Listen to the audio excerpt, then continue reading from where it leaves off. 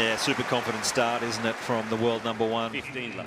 That serve out wide, she's pretty much used that serve every single match in the first point of each game. So sticking to her patterns.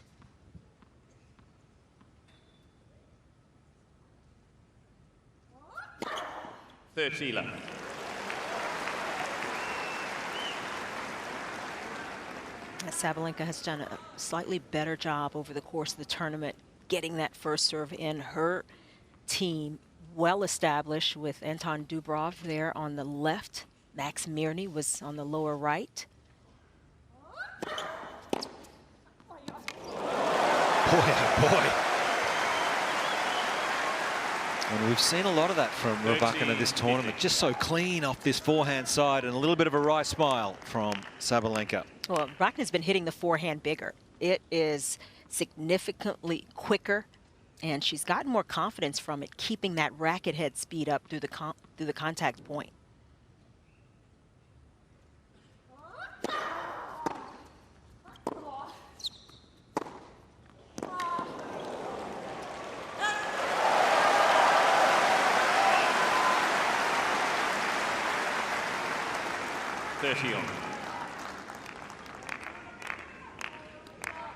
Stefano Vukov in the white cap, coach of Rybakina.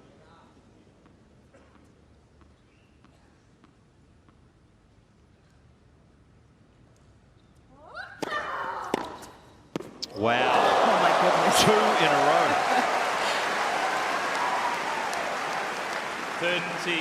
30-40. It is very rare that Sabalenka's first serve gets handled that way. She's gone every serve to the forehand in this game so far. And Rybakina was ready for that one.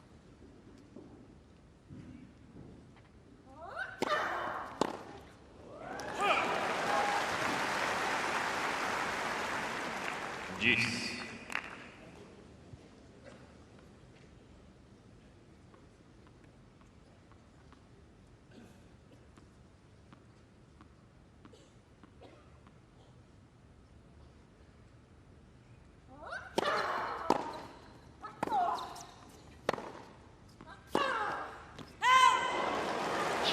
Missed that one. Rybakina doing exactly Rybakina.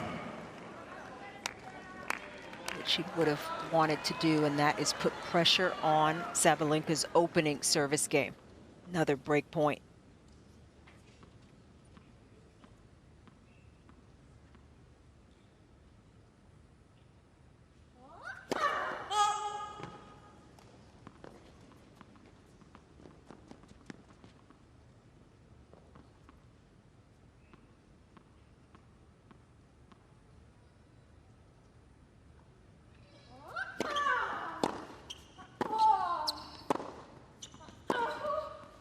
Just wide. Rybakina. That's the first break.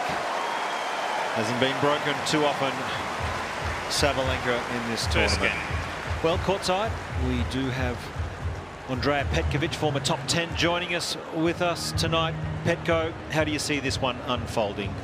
Yeah, hi everybody. Well, the conditions are absolutely perfect. So there is no wind, the roof is closed, just absolutely perfect conditions for both. And Rybakina is feeling the ball and seeing the ball like a watermelon. This is incredible how she's been moving to that wide serve early. Clearly they have done their homework. They know the faves of Aryna Sabalenka, and she's had the better start here. Both women hitting the ball incredibly fast and powerful.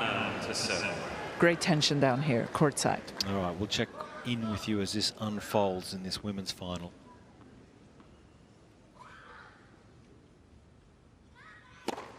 What a confident start from Rybakina. It frees a player up so much when they get that break, that early break especially. And for Rybakina, her first serve is the biggest on the court. She's used it beautifully throughout this event.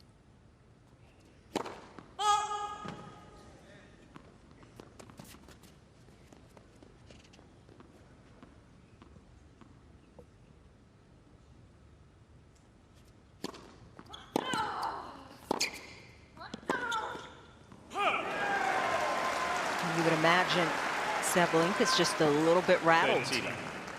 It wasn't just, she didn't break herself. It wasn't her missing. It was Rybakina exploding the ball on some of Sabalenka's first serves. Yeah, Rybakina's looking to win a 10th match in a row versus a top 10 opponent. That is how well she is playing against the big names of this sport.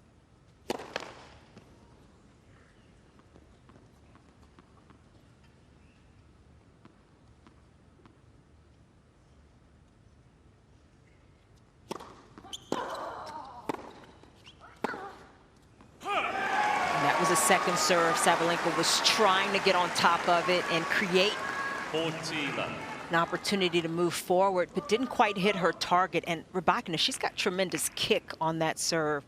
Not easy to time it well.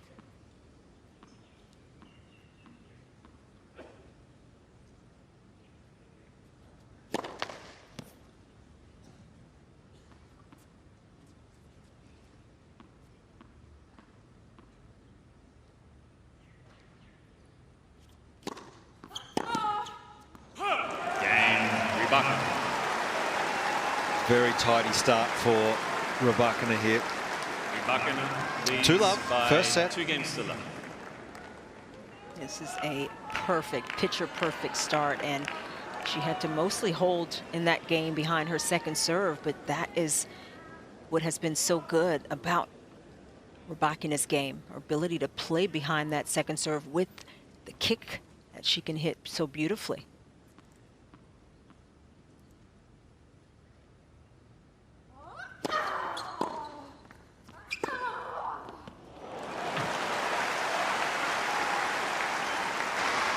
And this was the first neutral ball Sabalenka has hit all day. She has been rushed.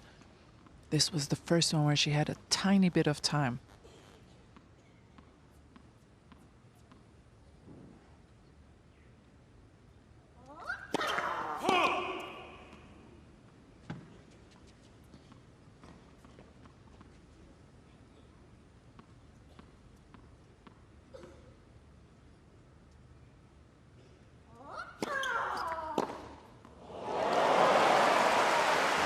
Inside the baseline. Such an aggressive mindset to start this match.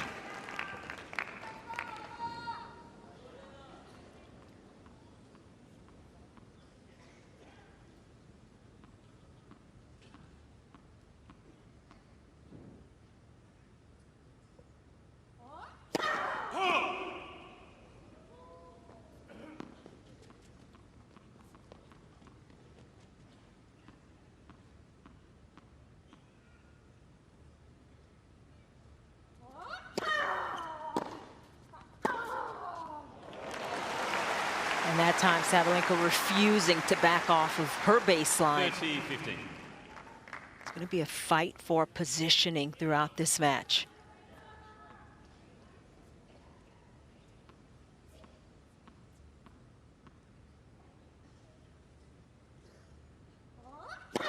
Oh.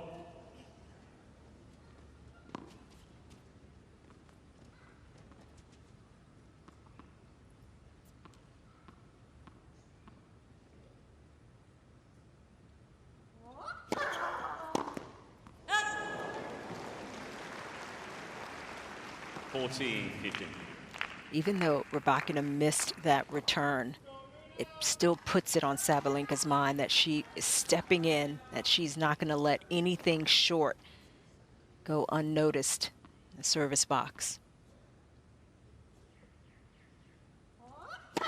Oh.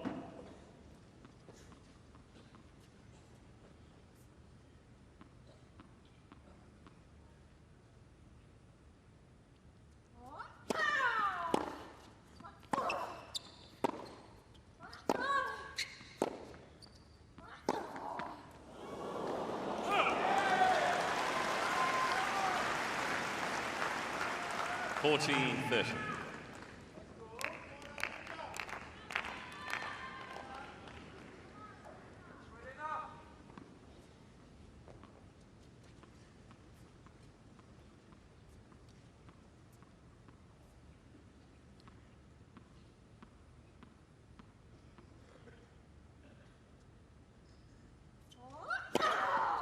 Game On the Sabalenka. scoreboard, the world number 1, Aryna Sabalenka with an ace.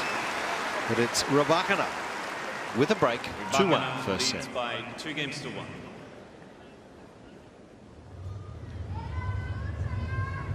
Well, it's such clean hitting. What a great start I from... mean, how's that for a fast start? Yeah. And Rybakina was ready. Clearly come out here with such an aggressive mindset and willing to sort of bear the consequences if the ball doesn't go in, but just wants to send that message. Yeah, and it's the strategy that she has implemented in so many of her matches so far. She has been 20% above the field in terms of winning points behind second serve returns. Sabalenka, you could see early, she was trying to get a lot of first serves in, focused on that, and Rybakina just didn't care. She stepped in and cracked a few first serves as well, and it's put it on Sabalenka's mind.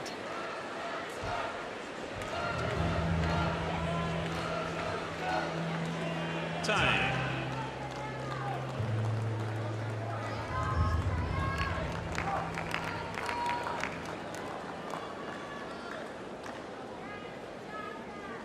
A wonderful evening here on Rod Laver Arena. It's been a fast start from the world number 5. And Rybakina with a break, 2-1. Ball.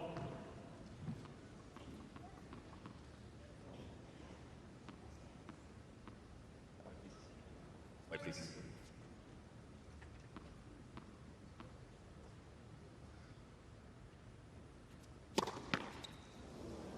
Ball.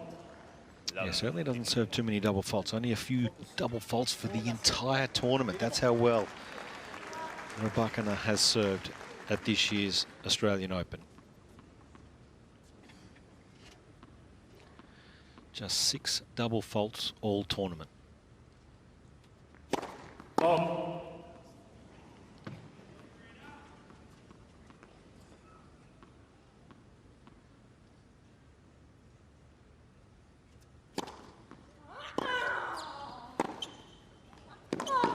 An interesting chanting. We just saw Sabalenka move deep to return that, just to buy a bit of time. Yeah, she's trying to figure out what may work and how she can keep picking at Rybakina's game right now. When Sabalenka came out, started testing the Rybakina forehand, she maybe didn't expect Rybakina to be hitting it as well as she has been. So now Sabalenka's having to adjust.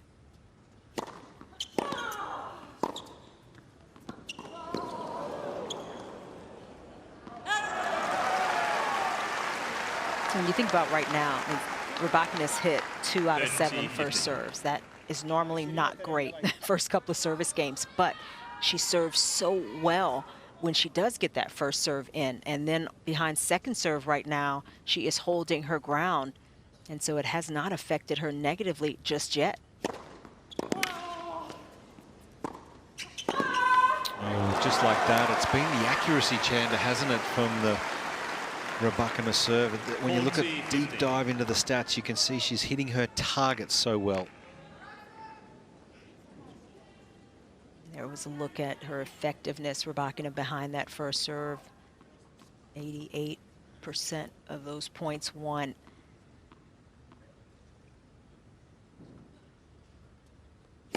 Ball.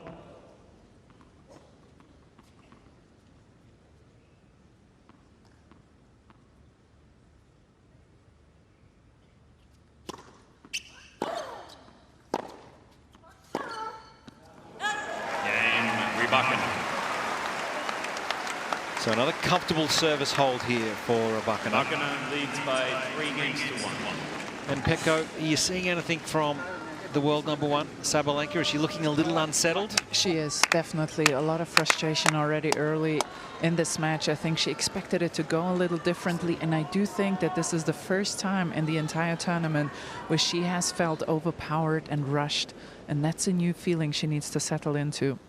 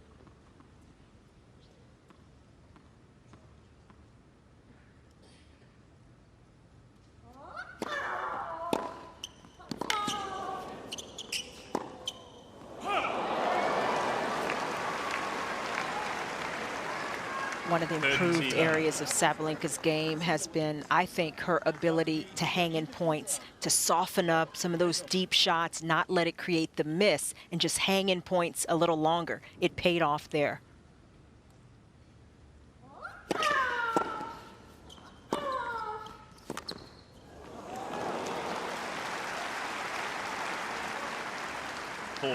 Love.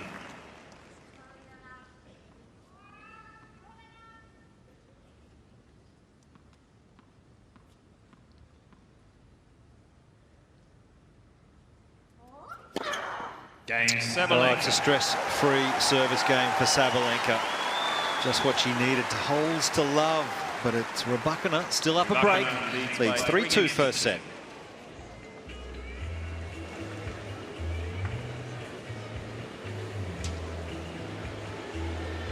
Rybakina just going out after these points and just giving Sabalenka very little rhythm, an opportunity to work her way back into this match. Well, and I think, you know, for Sabalenka, so she maybe got shook a little bit that first game, losing serve, but you settle in now, you accept what is, and then you just get down and compete. You keep holding serve, you look for opportunities where you might be able to get a break point, and Sabalenka has done that plenty of times in the past and in big matches, so that's something she can rely on. But shots were fired from the first ball, and this is exactly what you like to see in a major final. So as you can see, the roof is closed here. Just a little bit of inclement weather around, so that won't affect us here.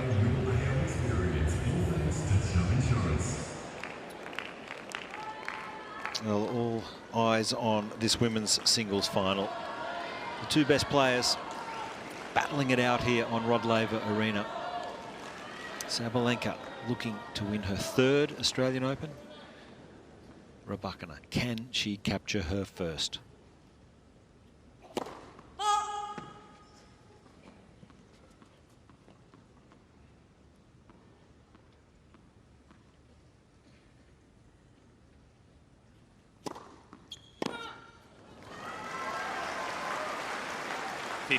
Left.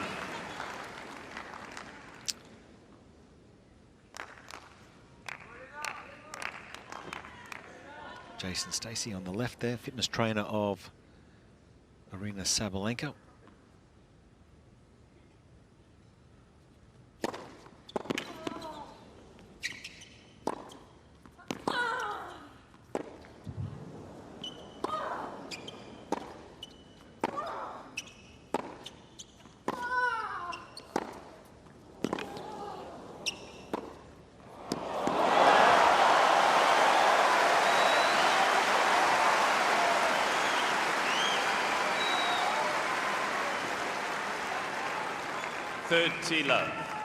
This is first strike tennis at its finest. That's maybe one of the more extended rallies, and it still wasn't that long.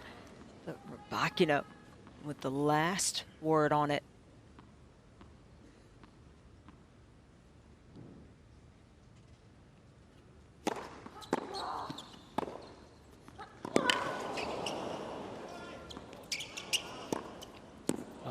She's made it.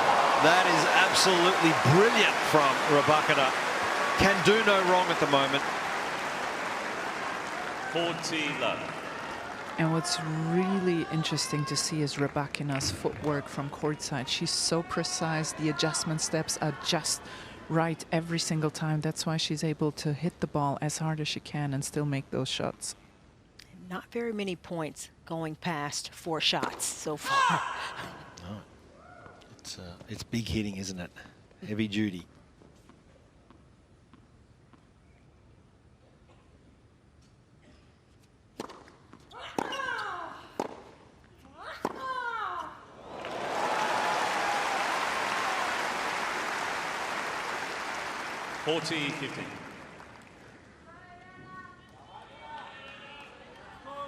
Just hasn't had a lot of time tonight, Sabalenka, but when she does get the feet there and has time, just unloads.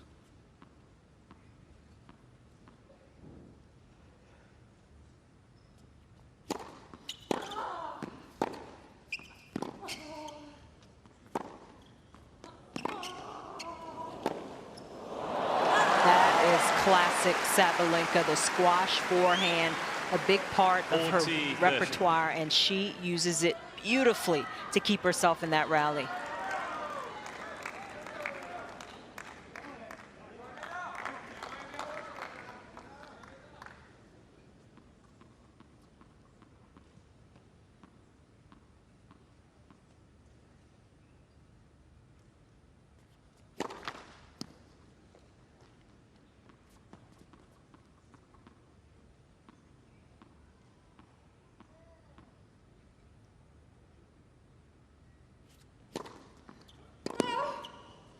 Now this time just going for it on the second serve, getting it out on that sideline, and that is a beautiful game again from Rybakina. By 4 games to 2. 4-2, first set. And that's part of what we talked about at the beginning. Could the returner take advantage of second serve opportunities, second serve returns? And Rybakina has just not allowed Sabalenka any traction in that area.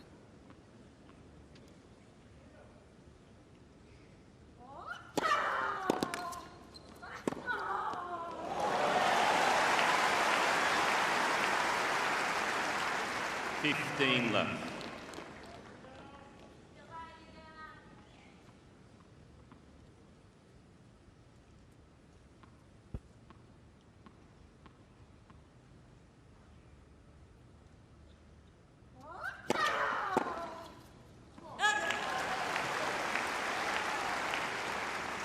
Left.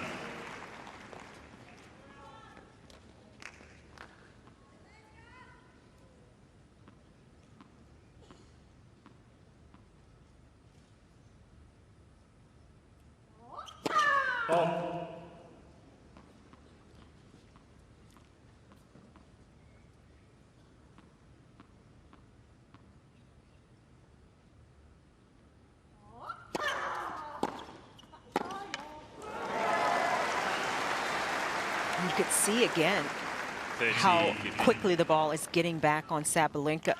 She looked rushed. And that serve didn't move Rybakina very much, and even though she didn't get it as deep, it was coming very quickly.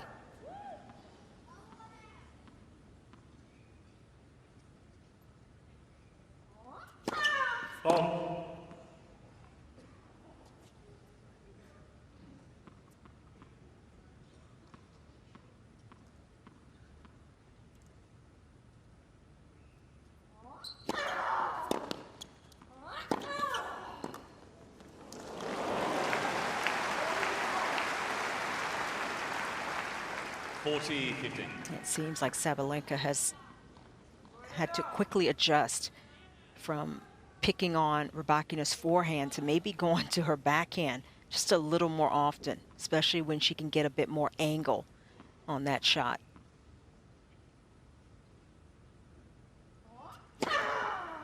Yeah, well done here from Aryna Sabalenka.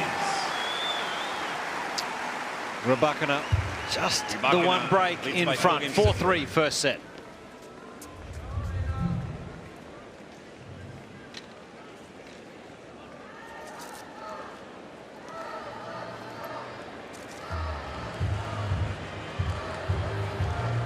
Fresh racket, fresh restring. And let's just take a look at Elena Rybakina. It's been sweet hitting right from the start, all tournament long, in fact, and just playing with very little tension tonight, Chanda. Yeah, and I think, you know, we see the numbers for Rybakina. The backhand has always been a weapon. It's always been her more stable side. And the serve has been a huge weapon. She hits it bigger than just about anyone. And when she's accurate with it on top of it, it's very difficult for returners to get behind the ball. What we maybe didn't expect was how well she would hit the forehand. She's hitting it big. She's keeping the racket head speed up, and it's giving her confidence as this first set has gone on.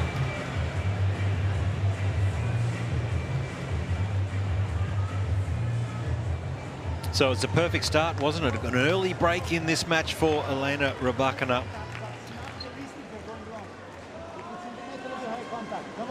And is coming out to serve with a break, 4-3, and has the luxury of serving with new balls. New balls. And that was Rybakina's coach with quite a bit of chatter at her.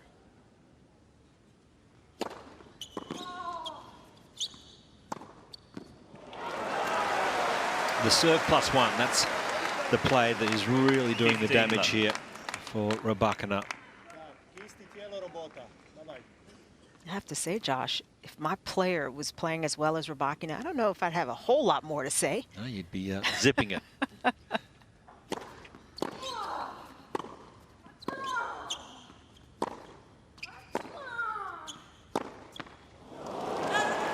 Did start just like this, didn't she, in the semi-finals against Pegula? The first set, she was free-flowing, and then as things just tightened up, it got a little interesting. So you just feel that Sabalenka needs to stay tight on the scoreboard.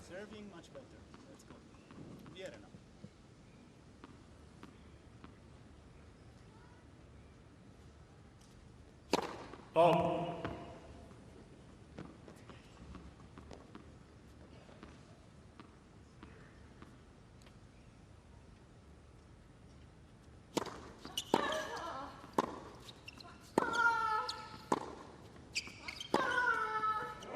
And that's the opportunity Sabalenka has been trying to create, but she got better depth, and it rushed Rybakina on that forehand side. This was only a foot or so in front of the baseline, and then Sabalenka could pounce.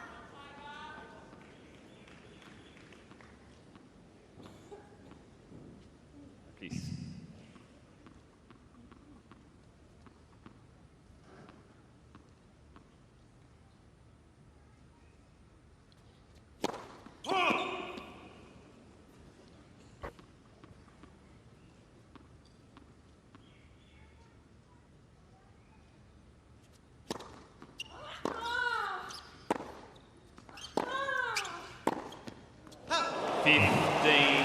Well, here we go. So a couple of breakback points here for Sabalenka.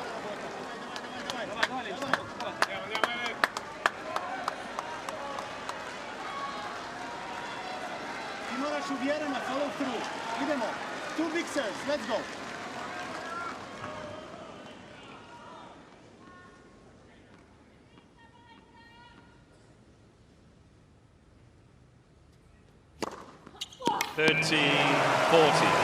Saved by the belt. Rybakina's coach called for 2 big serves. That was 1.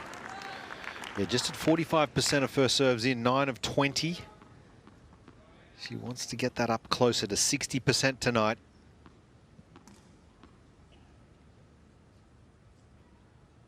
And there was 2. Couple of big serves. Get to deuce. Yes. Shireen, be ready. Shireen, be ready. Rachel. Full, može i flat, kak ti hoćeš. Kist robota. Bravo.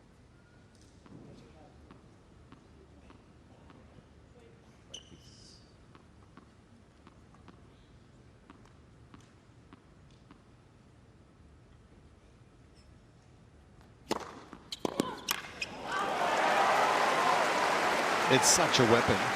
What a time to make back-to-back-to-back first serves that are hit with fantastic pace. The average first serve speed, 178 kilometers an hour. Biggest of the match so far, 189.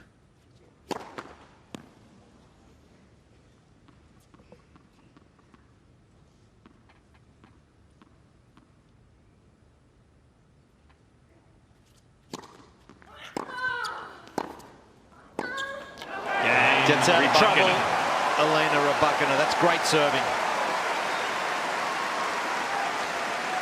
Just 1 game away from taking the first set. It's now right back on Sabalenka to serve to stay in this first set. 5 games to 3. And then I try to remember. Stay low. Listen, it's kick serve wide to the deuce most of the time, and body. So stay low. Attack it a little bit higher. Attack it a little bit. The important thing is kratki zamach. Ti kratki zamach. Kratki zamach. Kratki zamach means just a short backswing on return.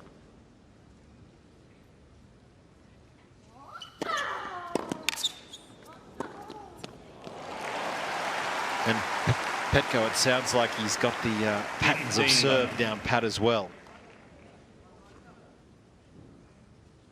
They clearly have the same stats that we have, and they have done their homework. Rybakina is reading Sabalenka's serve really well, taking away her favorite patterns here.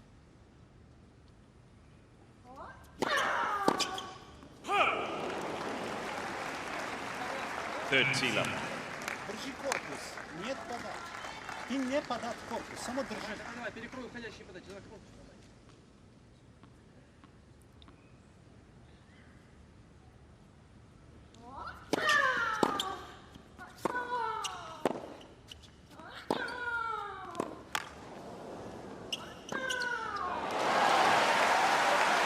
And Petko, you're courtside. Are you surprised about the amount of chat and constant messaging from Team Rybakina for this one? Have you watched the Rybakina match before? I've heard it. I'm not surprised at all. I think this is just the very regular.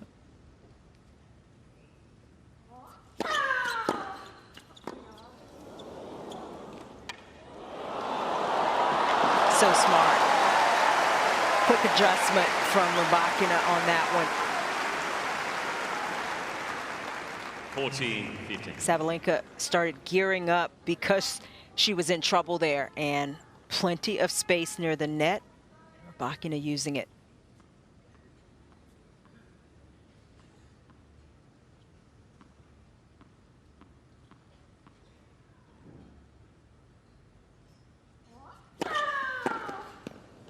Excellent serving from Sabalenka here. Just things tighten up a little bit now, don't they? Because it'll be Elena Rybakina to serve for the first set. 5-4. And I will say that a thing has changed down here. Sabalenka has seemingly accepted that Rybakina has come out to play and that she's hitting the ball really well. And with Rybakina, that cool and calm in the very beginning is not completely evaporated, but a lot more stares into her box, a lot more jittery nerves from her. So a little bit of a swap here despite the lead for Rybakina. Yeah, it's these big moments in matches. You get to look deep in the eyes of your opponent, and let's just see what we get here from Elena Rybakina as she tries to close out this first set. Saved a couple of break points in the previous one. Time.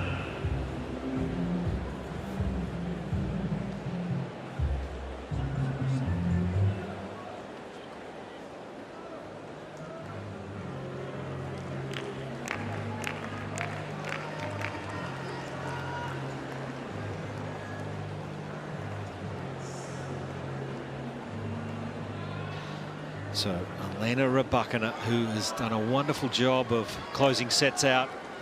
When she wins the first point, she goes on to hold 93% of the time.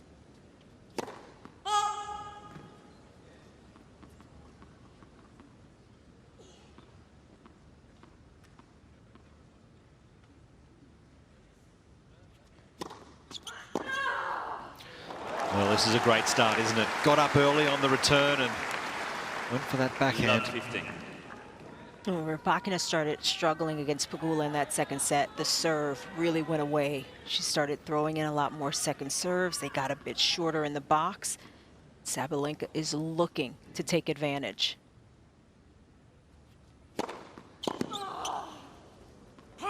That's a huge, not only serve, but just the moment to come up with another first serve.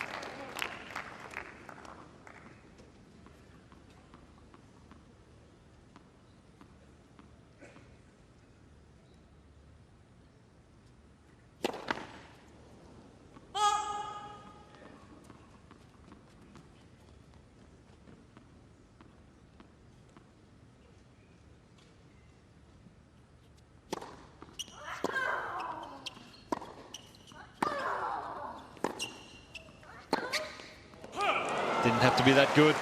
Had the open court.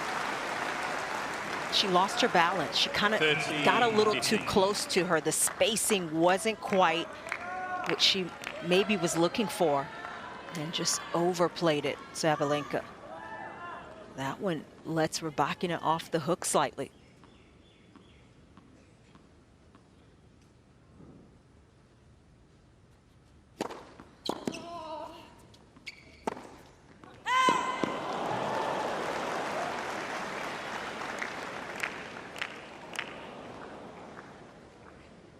On.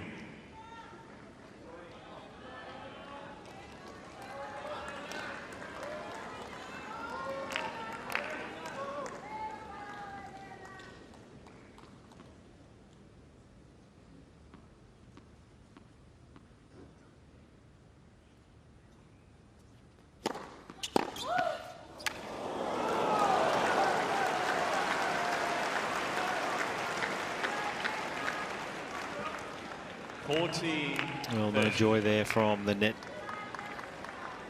Had a look at popping over, but that is the first set point here for Elena Rybakina.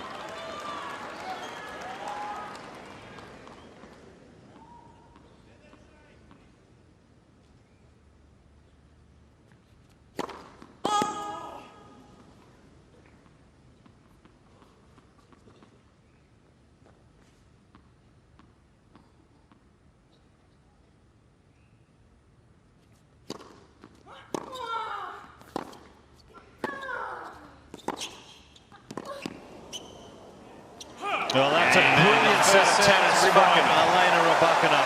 Halfway home here, trying to capture her first Australian Open. And she has wrapped this first set up, 6 games to 4. 6 games to 4.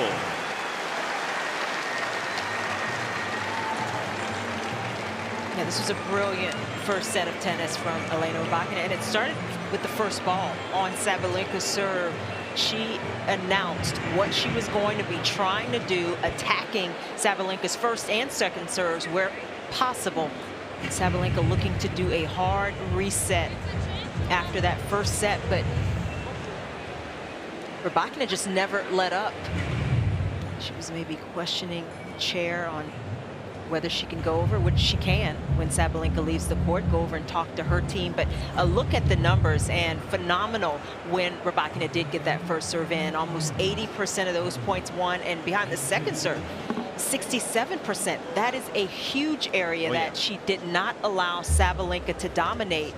Plenty of winners on Rybakina's side. She stayed fairly even, and you would think with 13 winners, 7 unforced errors, Sabalenka would be ahead, right? But it's Rybakina who got that one break, the start of the match, and she was able to keep holding.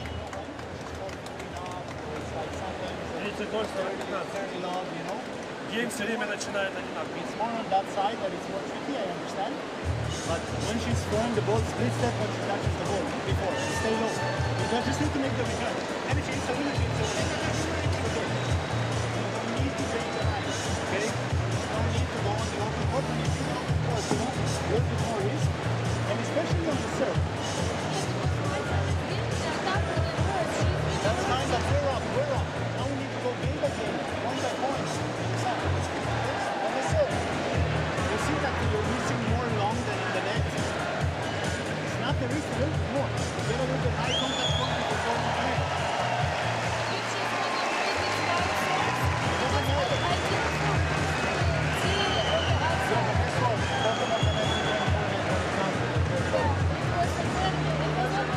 Okay, but then on the other side, when she 3-40 down and then she ate one bacon, and forehand to serve well. Because when she steps in so close, I feel like we need to serve to the body, but then she expects no, you don't want. I told you never. You don't want to serve. Okay, when she introduced stepping in, Okay, then better way, stretch her out. yeah, like forehand is so difficult. Yeah, then stretch her out. Let her do something. It's better than up. Don't panic. The get a winner. Fine enough. Doesn't matter. You understand? And you're playing well. You just need to be good. Now on the return. The second serve. You better look at the second serve. Either you go really strong in the middle, but you're returning too much to your serve. You got a little bit get her to just as one step. This I tried to shoot her, or you talk about second serve. Yes, go to second serve. When you get a look at the second serve, you need to go and paint the line, but at least try to move her one step. Because in the beginning of the match, we tried one down the line, but it's so easy, I cannot. Because you need to go quicker. Shorter swing and quicker with the body inside. deep. Okay, and then when she has time to go, you gotta step out. You gotta just on the other side.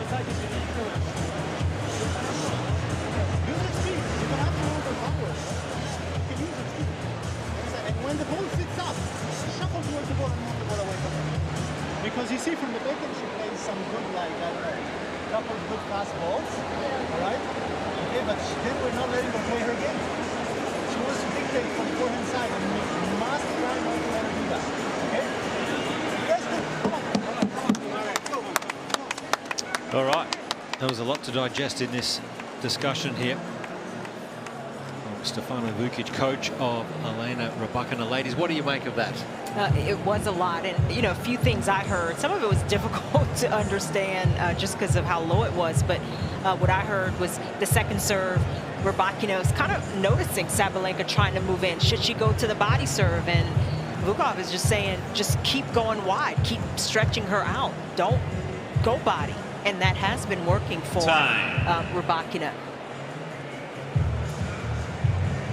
So a couple of things for us to look out for now. The winner of the first set has gone on to win 12 of 14 of the previous meetings. And the winner of the opening set has won 20 of the last 26 Australian Open finals. So the world number one really has to deliver now up against it.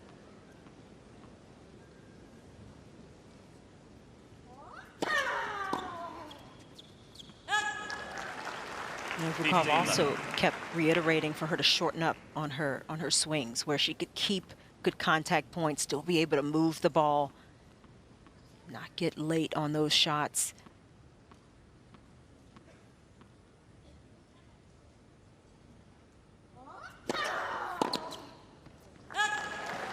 Were you surprised at how much information he was giving? We are used to it. We see a lot of Rybakina's matches. He talks a lot. It's constant. A little bit disconcerting if you look at when Rybakina's playing so well and she's winning. To have that much information being conveyed, but that's his way, and she seems to not mind it.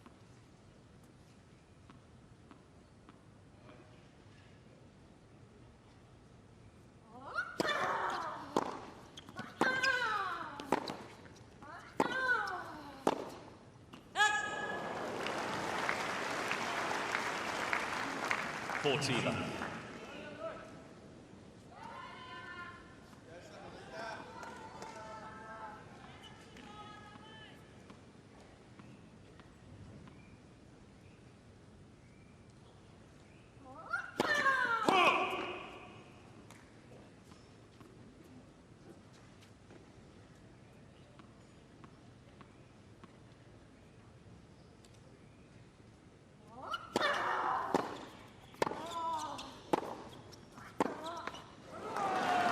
One of the other things Vukov reiterated was the strategy that Rybakina has had from the beginning, and that is to dictate, not allow Sabalenka to have time to set up, and especially for a big hitter on their strength, the forehand. Rybakina is going to that side hard, and it's not allowing Sabalenka to feel comfortable the way she normally feels against opponents. Game Sabalenka. Yeah, that's a great serve. It's the fifth ace for Aryna Sabalenka, and that is a real positive start to this second set. And that may be the key for this second set for Sabalenka. It's what she wasn't able to do in the first. Lost her serve the opening game and couldn't recover, but if she can continue to hold, could change the entire complexion of the set. Yeah, you can see the score warm there, that worm for the first set here. Just couldn't quite get it in the positive, Sabalenka. It was all one-way traffic, really, for Rybakina, because she just got that early break and such clean hitting, confident. Just tried to keep the points nice and short and give her opponent very little rhythm. Now, Sabalenka had those 2 break points on Rybakina's service game at 4-3 and couldn't convert. Maybe that gives her a bit of hope here down the stretch.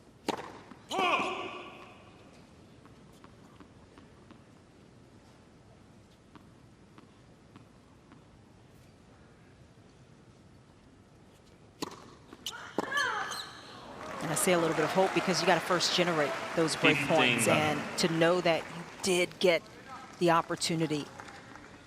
If you can get more opportunities, maybe those you can capitalize on, and that's kind of the belief Sabalenka's got to hold on to.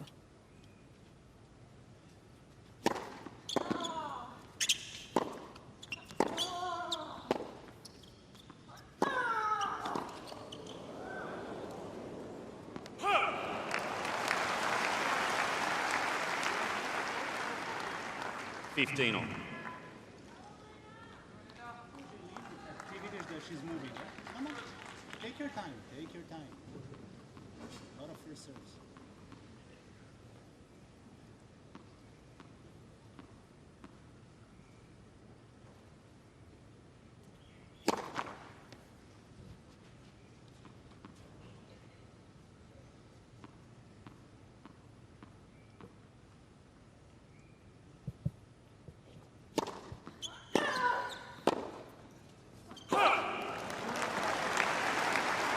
Yeah, just at 47% of first serves. 15-30. So if she can get that a little higher, I'm sure that will hold her in good stead.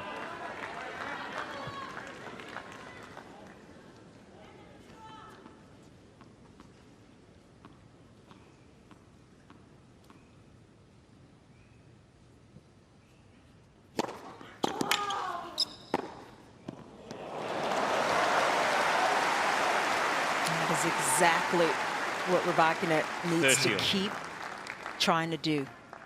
Good adjustment, getting that first serve in, going up and out after that one a bit more, and able to open up court with that wide serve. That's the go-to.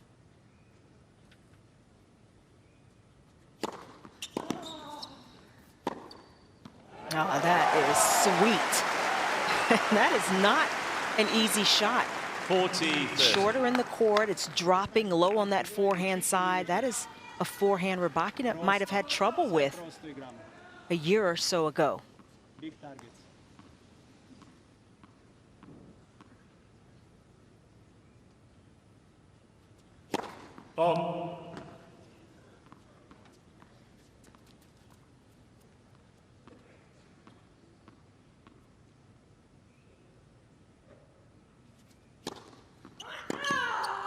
Yes. Look how far inside the court Sabalenka was. That was a serve Jess Pegula struggled with in the semifinal, where Rybakina kept getting it out of her strike zone. Sabalenka more height and also able to step so far in.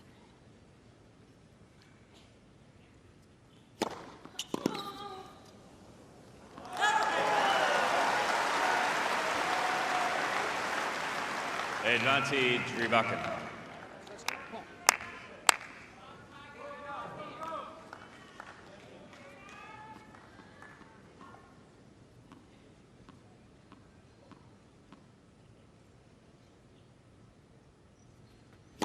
Bob.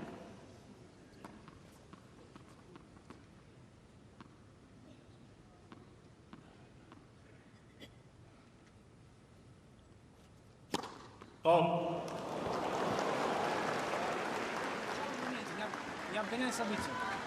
Yes.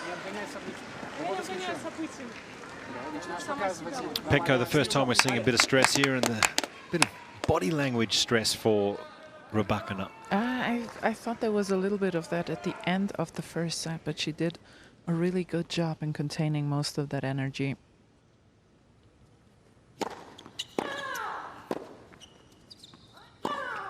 Oh, that's brilliant from Sabalenka, and you hear the roar after that forehand. I mean, did Rybakina kind of give him a little bit of the hand after that previous point? I think so. And at a certain point, it can start to be a little too much when the stress is already there for these players. But Sabalenka trying to take full advantage.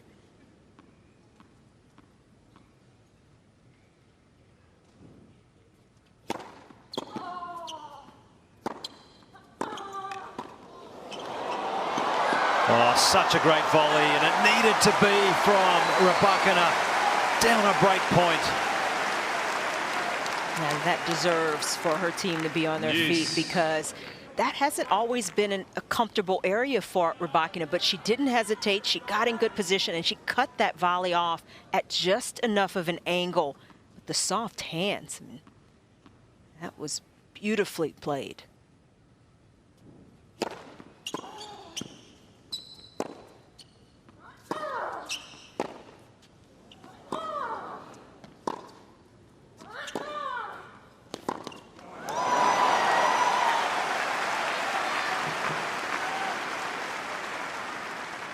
Advantage Sabalenka. And that last backhand, that brought Sabalenka's team to their feet.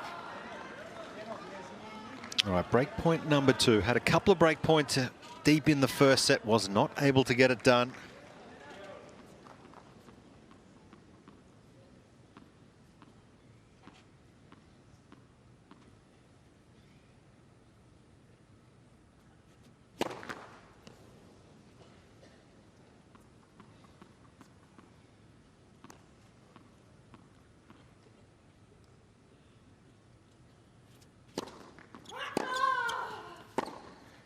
That's so good.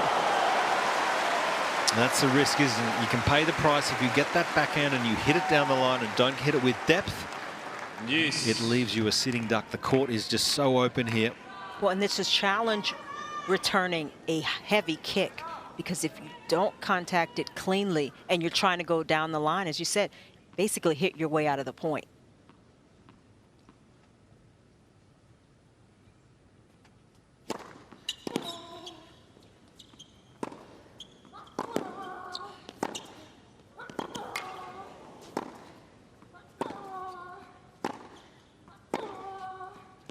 That is so good.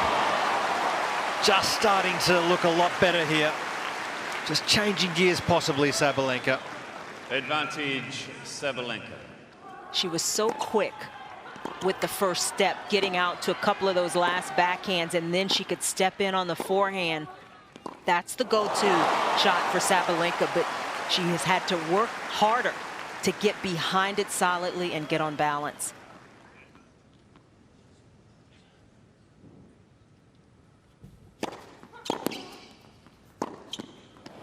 Oh, again, it's just superb under pressure.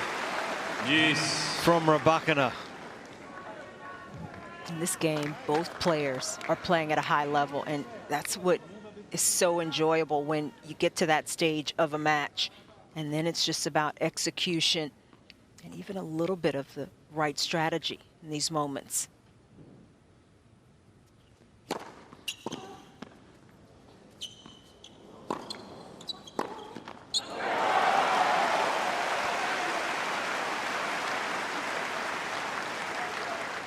Advantage Rybakina. Sve prosto. No rushing.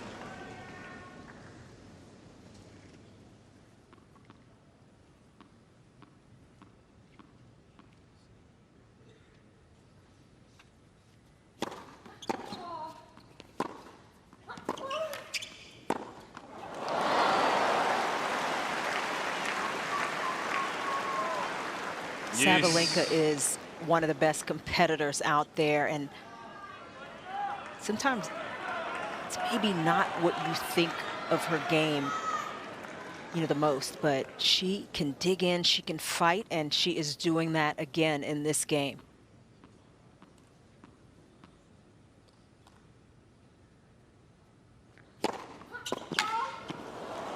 Again, it's just such accurate serving, isn't it? It's, of course, got the pace, that one. 190 kilometers an hour, the biggest serve of the match so far and one of the biggest of the tournament, but it's the accuracy.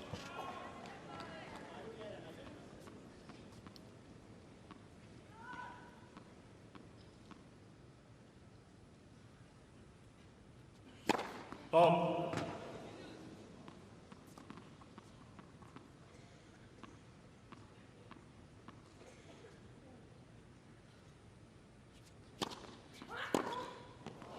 Cain, Rybakina. So Sabalenka just can't find the key to breaking Rybakina's serve here. And that is a really strong hold game. under all sorts of pressure there in the first game of this second set. 3 break points in that game, 5 total for Sabalenka, and she has come up empty because of how well Rybakina has served under pressure. Thank you.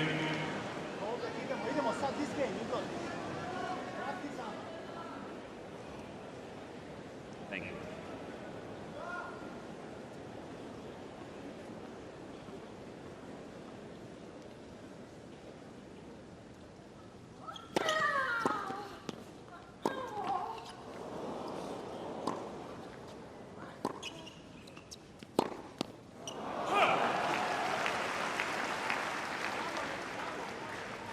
And it does feel like Sabalenka has found a better way to spread the court a bit more. She's looking for more angles. And she has made Rybakina play in that service game despite not quite capitalizing. She made a lot more returns.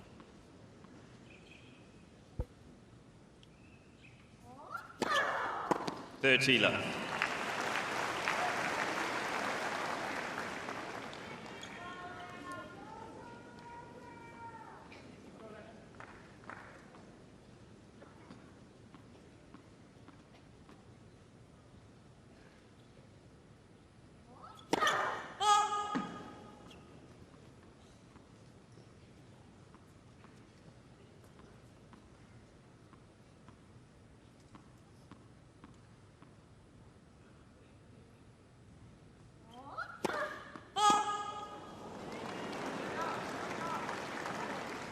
$30-15.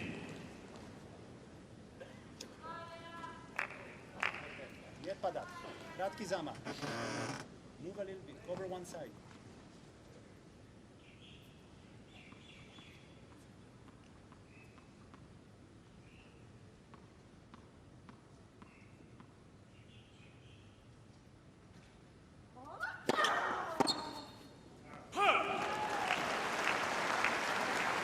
$40-15.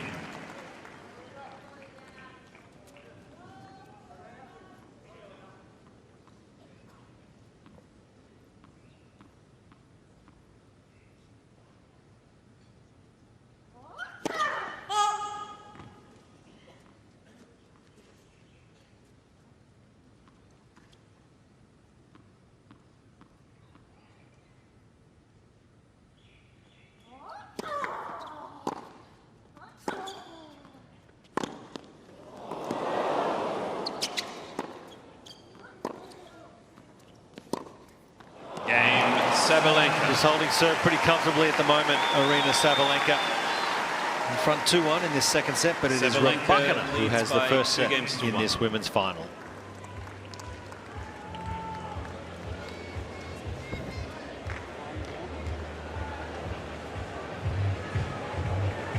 Consider that these two players have played 14 times before. This is their 15th meeting, and still at the start of this match, Sabalenka maybe saw something she wasn't expecting, and she's had to adjust. And as impressive as Rybakina has been, Sabalenka also is impressive because she is adjusting and she's trying to figure it out. She's created some break point opportunities, hasn't capitalized yet, but she's in the fight, and this is the exact kind of match we were expecting. Yeah, isn't it wonderful when you get two players who are in such good form and haven't dropped a set all tournament long, they come out and they play this type of tennis. Fun to watch.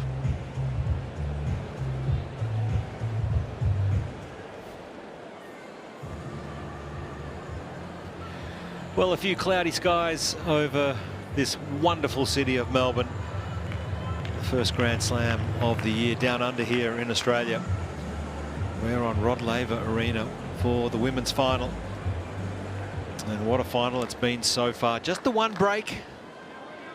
And that was early on for Elena Rybakina. It was enough to hold that first set. And we're on serve in the second. 2-1.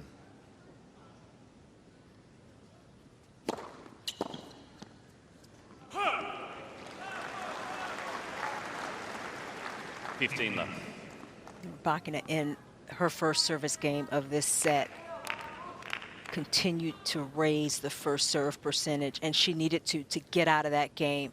Can she continue to just add to those numbers?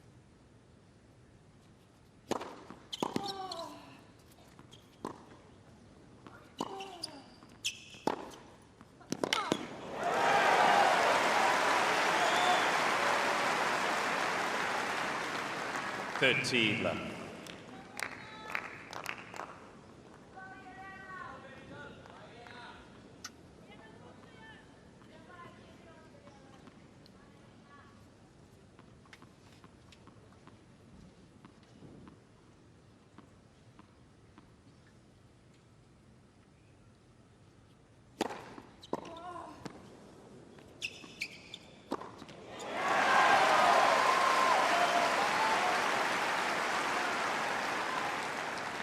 Love.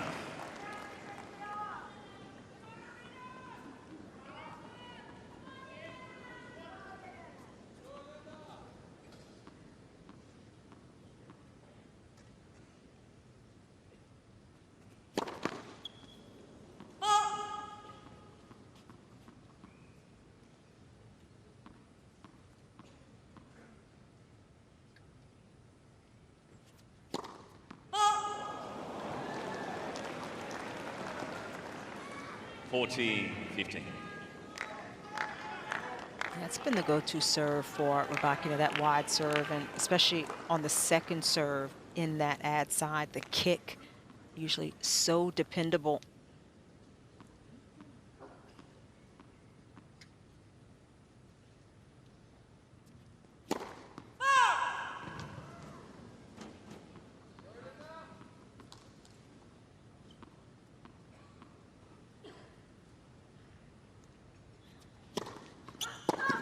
Game, Rybakina. Yeah, it's a good start in this second set as well with those serving stats. When you look at it, Rybakina up already in this set to 65% of first serves in. And if she can serve anywhere near that, she's going to be very hard to stop. So 2-all.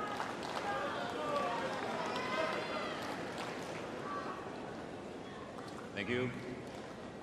Thank you.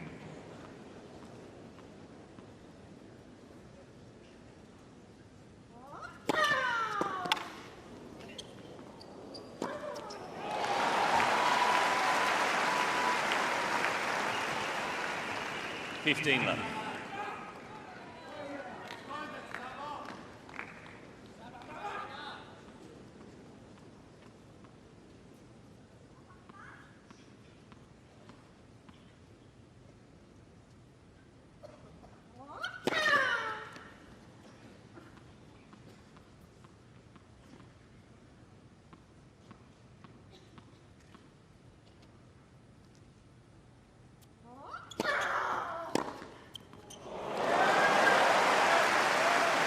If you don't get that kick serve out wide enough, 15-all. you'll pay the price, because she's got such long levers here, Rybakina. That's right in the strike zone.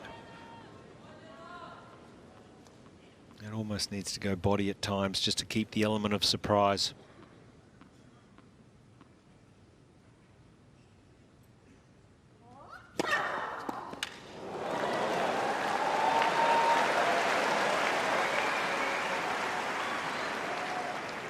$30-15.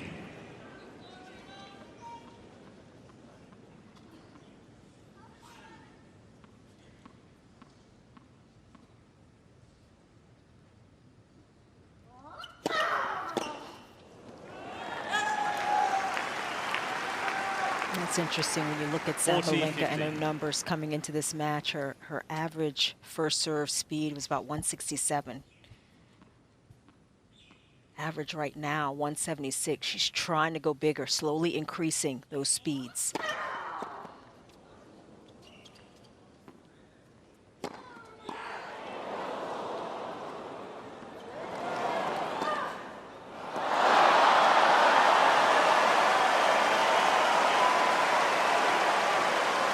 A complete reset of that point from Rybakina. 40, so 30. difficult when you've got to wait all that time for the ball to come down get to the strike zone and plenty of space to miss it.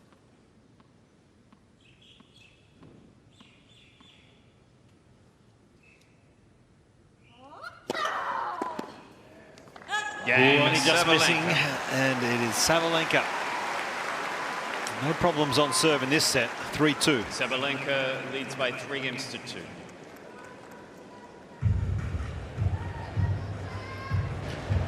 And sometimes we don't give Sabalenka enough credit for her instincts, because she has lost her head in finals before, but we showed her patterns that she likes to go wide on serves, and she has adjusted those here in the second set, going much more down the tee and getting a lot of more unreturned serves through that. Yeah, the name of the game is adjust, and from the first set, getting broken the very first game of the match to now, Sabalenka has continued to improve her play. It's why she's now on serve in this second set. And you can see it in the numbers. She's trying to pick away at Rybakina's game. Time.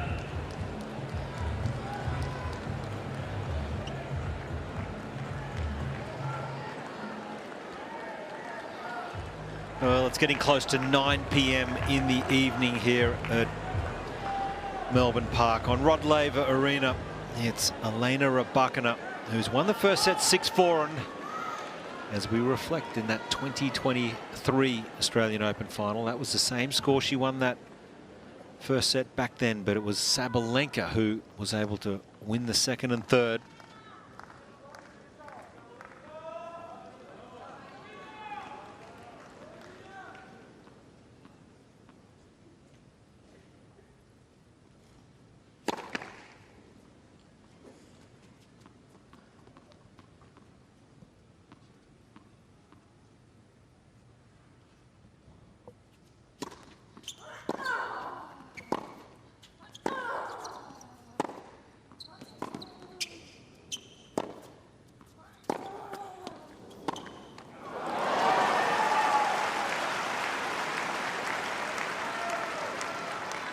Love 15.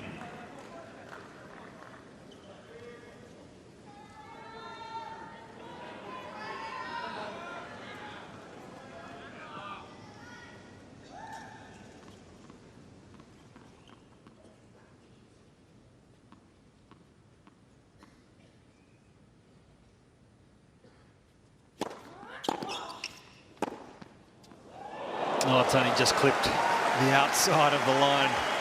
Living dangerously here. She's not hesitating, Rybakina, and that's an important part of hitting the forehand big and keeping margin, is swinging quickly through the contact point. You want the ball on the strings just long enough, but you got to keep the racket head speed up, and Rybakina is doing that.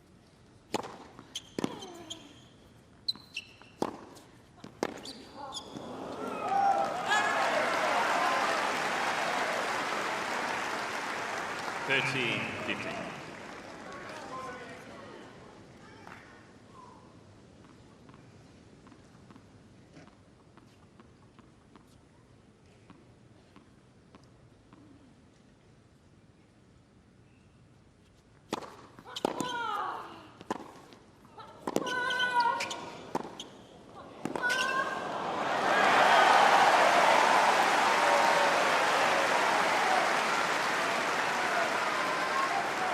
Forty, 15.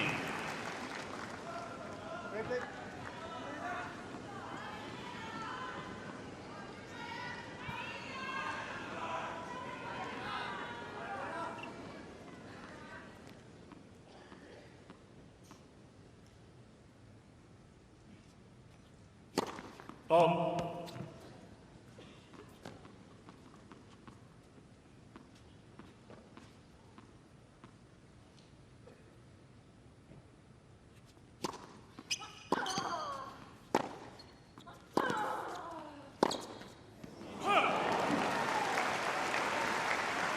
It's a higher risk shot, trying to change direction over the high part of the net with Rybakina's body weight still kind of moving to her right, and just didn't get the timing on it, but has a little breathing room here in this service game.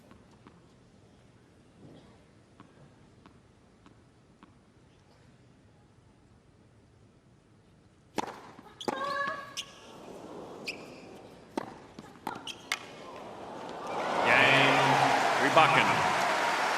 New balls, please. Excellent stuff from Rybakina, and it'll be new balls. Yeah, 3-all. Petko, anything courtside that you see that Sabalenka can change to possibly get a break of serve against Rybakina? I think she needs to hope a little bit that Rybakina's level drops on serve. I think she's doing a much better job in reading the serves. She's taking away the wide serve on the ad side a lot better. I thought that she didn't do that well in the first set. That is Rybakina's favorite serve on pressure points, and she didn't take that away. She's doing that better, but it's a little too short, the return, and Rybakina always goes into the open corner, and Sabalenka hasn't found a solution for that. Either Rybakina needs to drop her level in that regard, or Sabalenka needs to find a solution on neutralizing that wide serve on the ad side.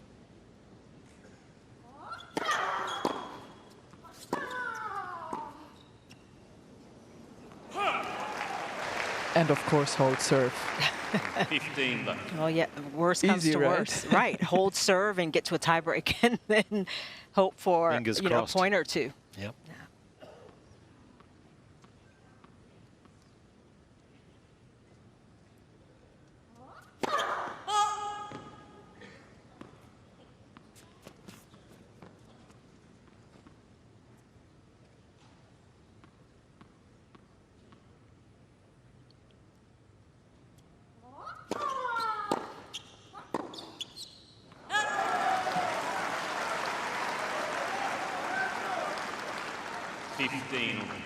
Rybakina has done a better job handling Sabalenka's second serves more often. Another example in that last point.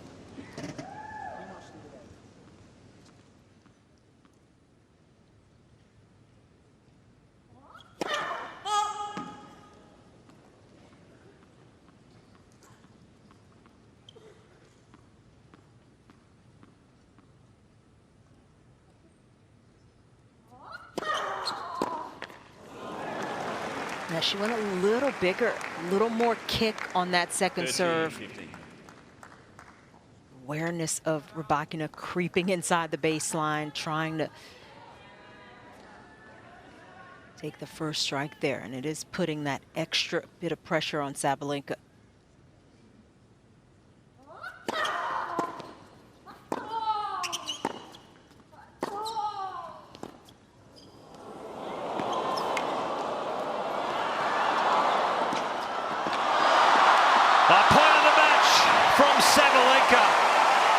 That was awesome.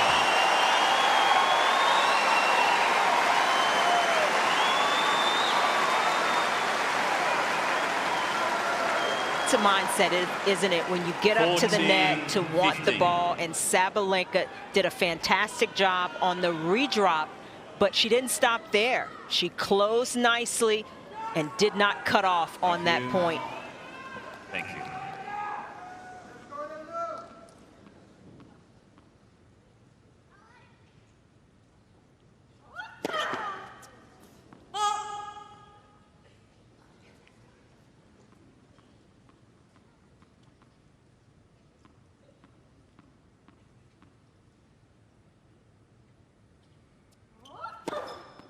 Well, maybe just a little too pumped up and excited. What a point she's just played. Well, and sometimes it just takes a minute, even just to catch your breath after a point like that. Physical, the emotional part of it, and getting that serve in. It's not easy when you're still breathing just a little harder than normal.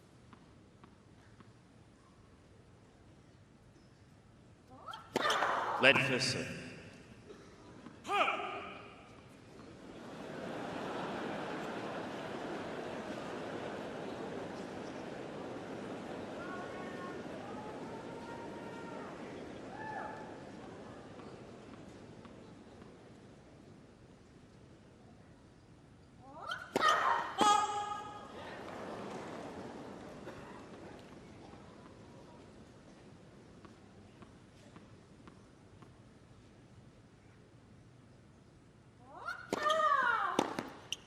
Ooh, that is blistering. And that makes things a little more interesting now. Back to Deuce. Deuce. Just can't quite get it out of the wheelhouse. This is the strike zone. Well, after maybe the best point of the match, double fault from Sabalenka, and then that return where Rybakina showed she was unimpressed, and that return paid for it.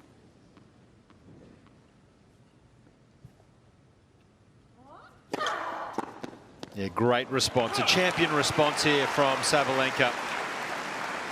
Advantage, Sabalenka.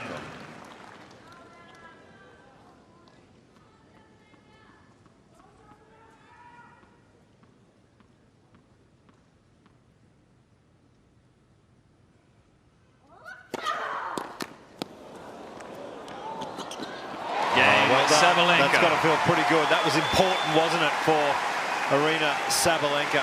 Moves ahead 4-3 in the second. First set, Rybakina. Sabalenka leads by 4 games to 3.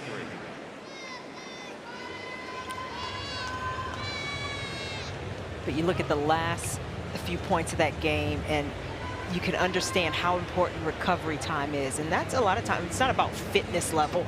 A lot of times what you're tracking when players train is how quickly can you be at your max in terms of heart rate, and then how quickly do you recover for the next point and then the point after that. And Sabalenka maybe struggled to recover a little, but she pulled it back just in time and came up with a couple of big first serves when she needed it. But this is the kind of movement and court coverage that has been required for Sabalenka, and it's physical. You got to expend a lot of energy, and to get it done up at the net that way, that may pay some dividends as the match continues as well. Time.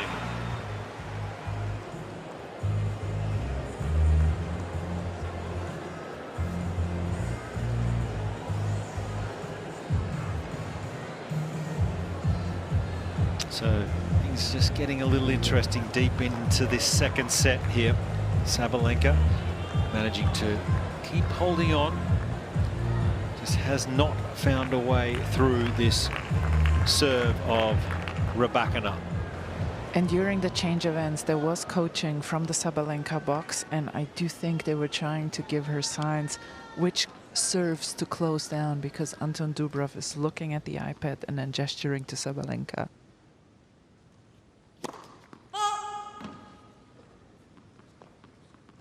Another glance from Sabalenka to the box and gesturing from Anton Dubrovsky here.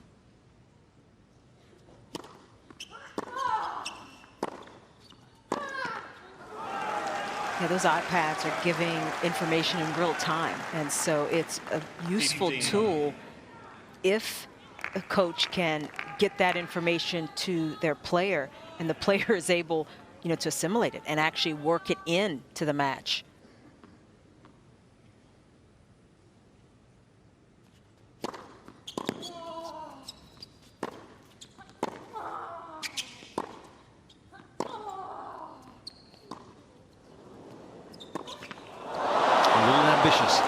Yeah, it was dropping, and maybe just decided a little too late to move forward. 30 Swinging volley already. You are adding a bit of risk by swinging that close to the net, but with it dropping, it's almost impossible.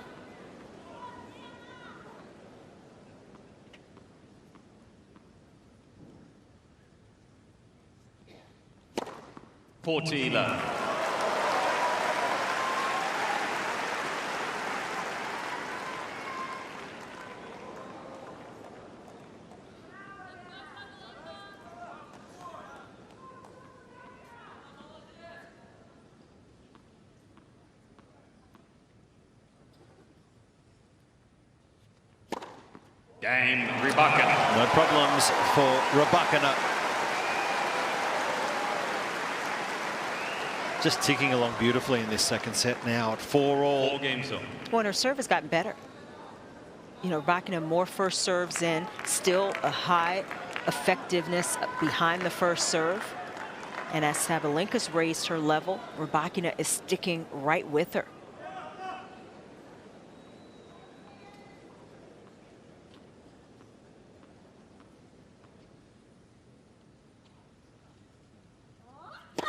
Halt.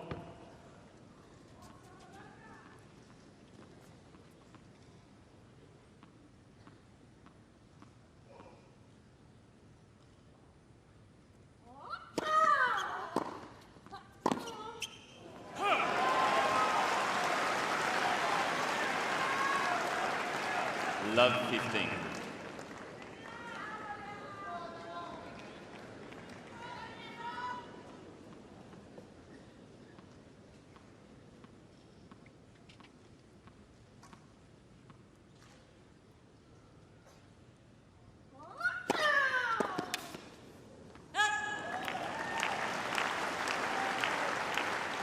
$15 on.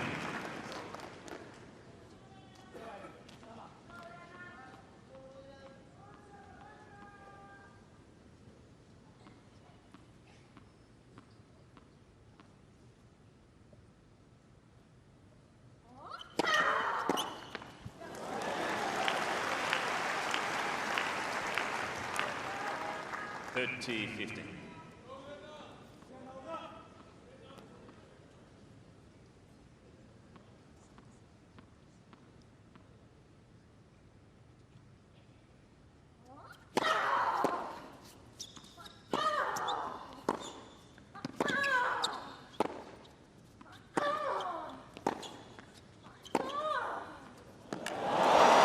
Outstanding. Not backing down whatsoever. 40. In fact, 15. quite the opposite, and you can see she's really keen to try and stand up on that baseline. That backhand down the line has been so effective all tournament long.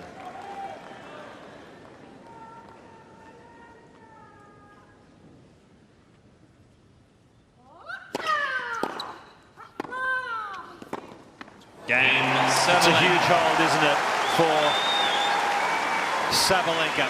Just one game away, leads 5-4, second set. Sabalenka leads by 5 games to 4. So Sabalenka has done a better job on her serve in this second set. In the first set, she was going pretty heavily to the Rybakina forehand on the deuce and ad sides.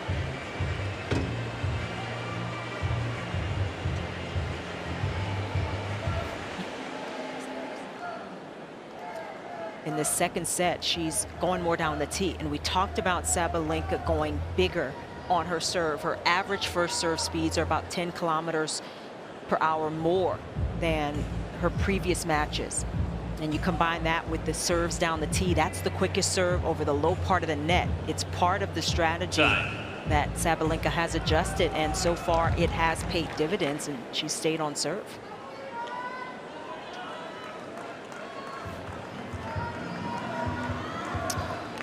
A little ominous out here in this wonderful city of Melbourne. Inside, though, on Rod Laver Arena, it's getting very interesting because it's Rybakina coming out to serve to stay in this second set. Has not been broken all match long.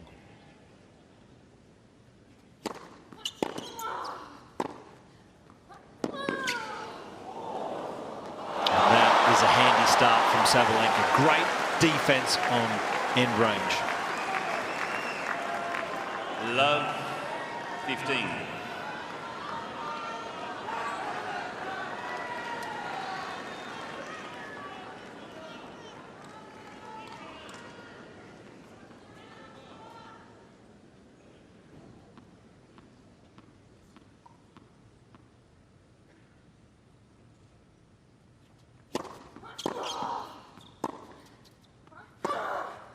Oh, wow. What a start to this game. Part of the extra tension that builds is just based on the scoreboard. And Sabalenka is using the scoreboard to her advantage here. And finally, she's taking away those wide serves from Rybakina.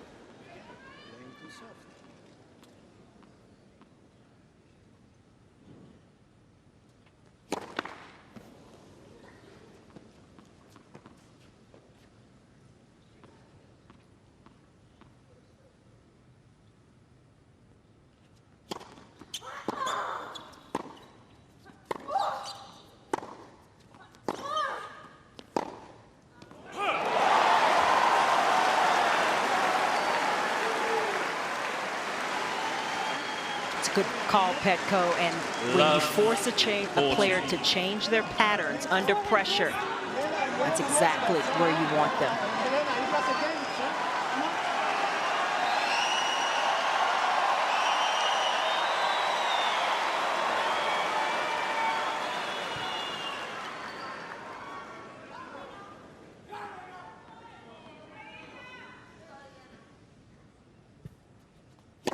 Ball.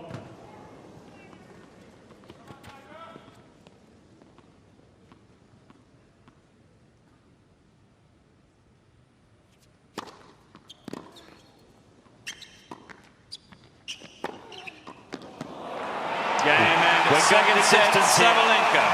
It is Aryna Sabalenka, the world #1, refusing to go down here. It's 6 one settle to 4, 1 settle.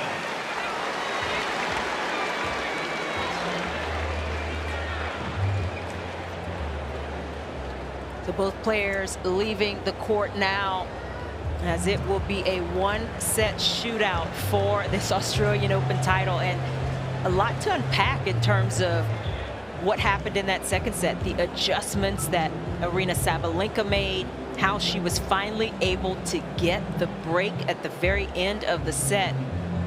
And when you look at some of the numbers, you know, with Sabalenka raising her level, we talked about the serve. She was going bigger on her serves and was able to get 66% of those first serves in and win almost 100% of those points behind the first serve. Winners stayed pretty even with Rybakina, and unforced errors looked good, but it was the pressure points at the end of the set. She started that service game with a clear strategy to take away Rybakina's strengths, and she did, and she finally got that coveted break, and we are now going the distance. This is just what we were hoping for.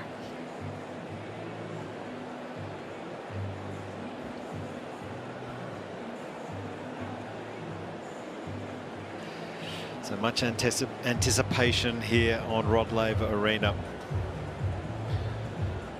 Full house here for this women's final.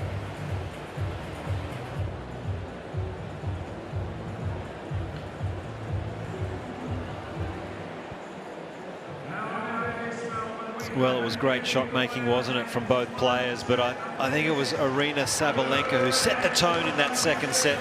Chandler, she just seemed to just slightly elevate her game. She played a good first set and didn't win it, but that second set, she's just played with great freedom and just found a few winning solutions. Well, and how about that game, that service game, where it got back to deuce after she had 40-15 and she came up with 2 of her best serves midway through that second set, and that elevated and set the tone through the end of the set. And Rybakina was able to play from ahead. That was a huge difference from her position in the first set. And she started getting on the wide serves of Rybakina in a couple of critical moments, and that made the difference at the very end as well.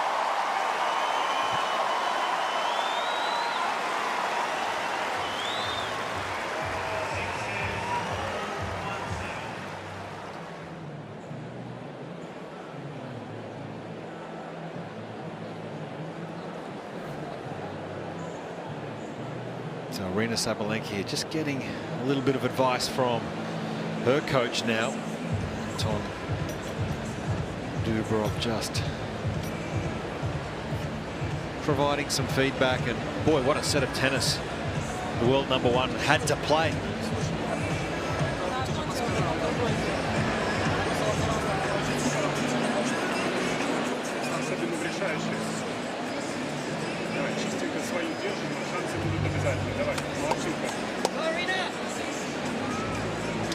Well, she did it back in 2023.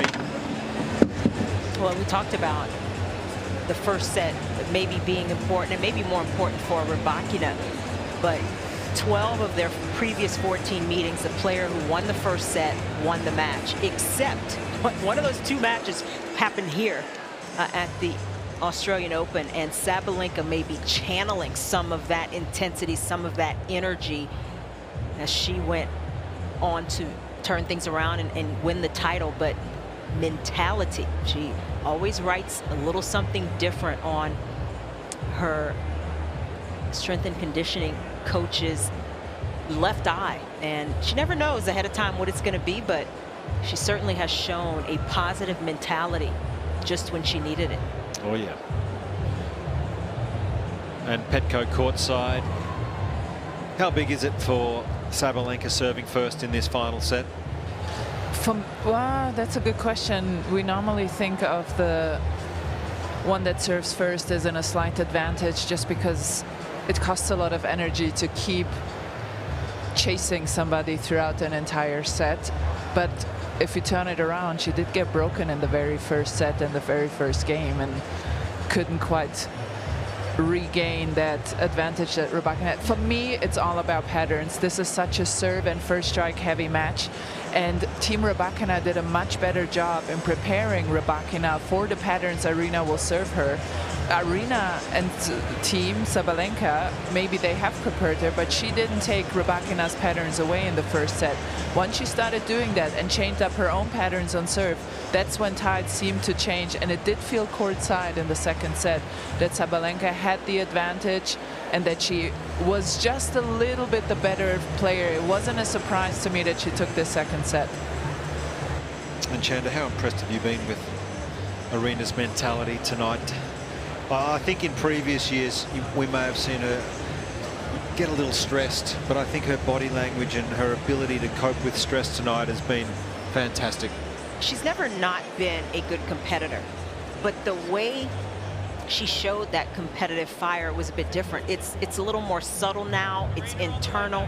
You see the fire, and I've been more impressed with how well she's dug in and fought some of these balls that she's gotten to, the squash forehand to put extra balls in play. That helped her get that second set as well, and just gotta like how she seems to be approaching this match, having gotten down, losing her very first service game of the match.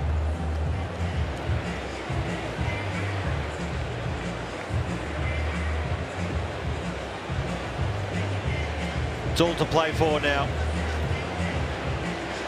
A one-set shootout. And we take a quick look at win predictor. It's pretty evenly split.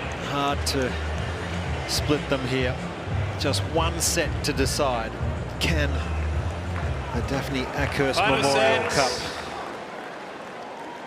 be won by either Elena Rybakina or Aryna Sabalenka?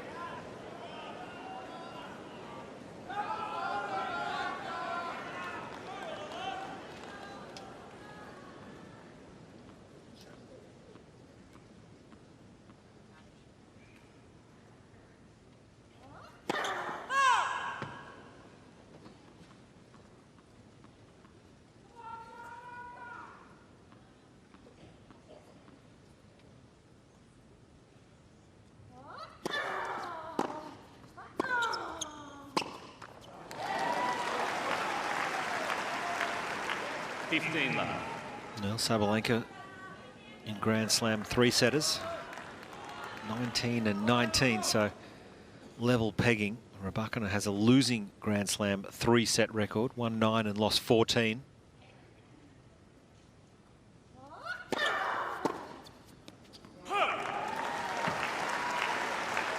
Another first serve that is approaching her average. A little bigger and just a bit more intensity behind it.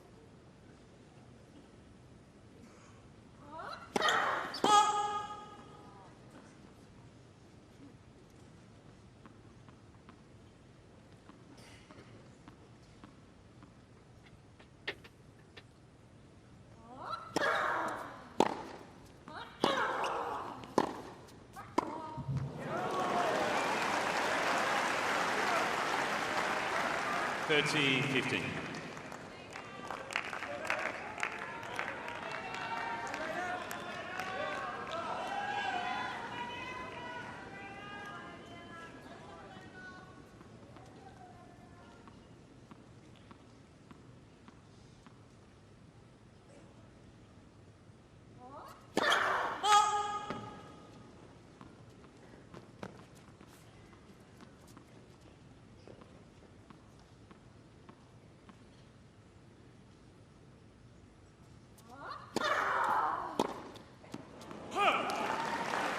Nice little adjustment on this second serve. Went a little closer to the body. 15.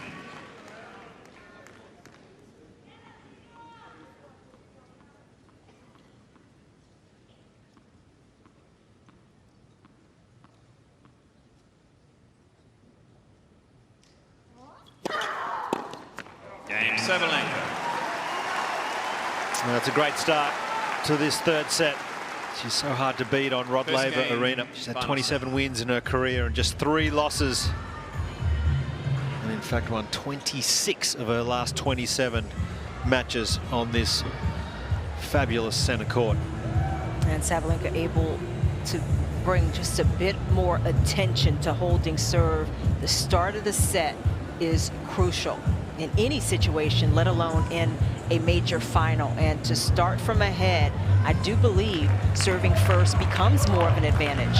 You are just able to keep yourself in front if you hold. You got a little more space if you do happen to get broken.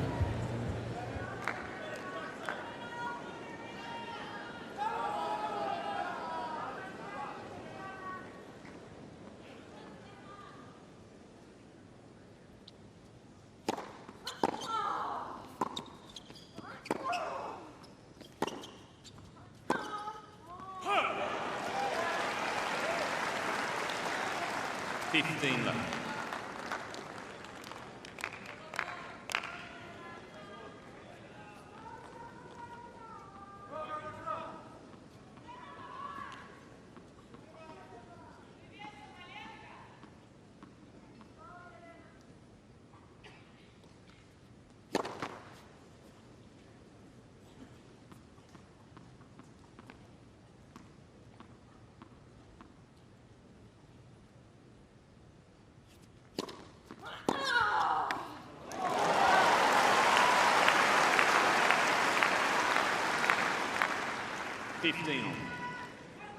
Rybakina going to the kick, but it just didn't bounce quite as out of the court as maybe she was trying for, and Sabalenka able to get on top of it, get beautiful direction on it.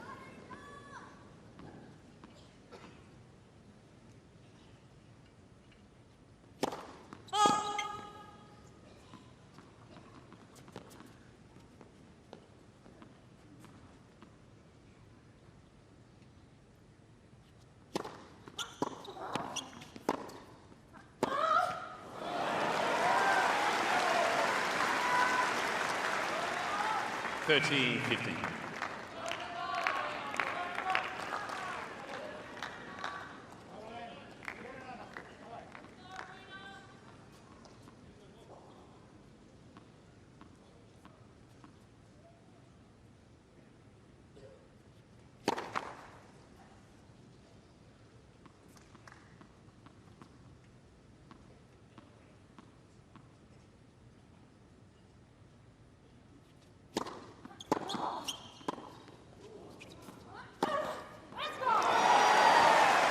Maybe Rybakina thought that ball was going to land out. She did a good job of 30 on. reflexing it back, but Sabalenka clearly with the advantage after that pop-up.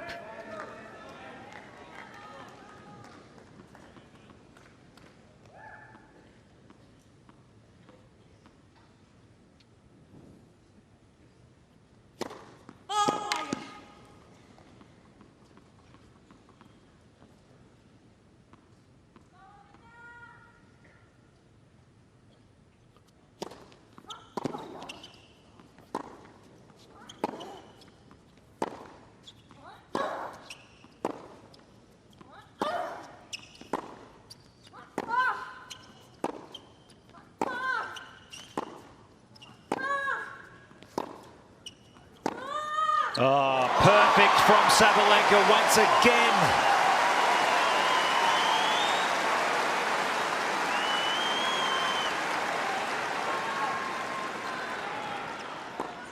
(30-40). Well, the power and the precision here does not get any better. And it is Aryna Sabalenka with the first break point in this third set.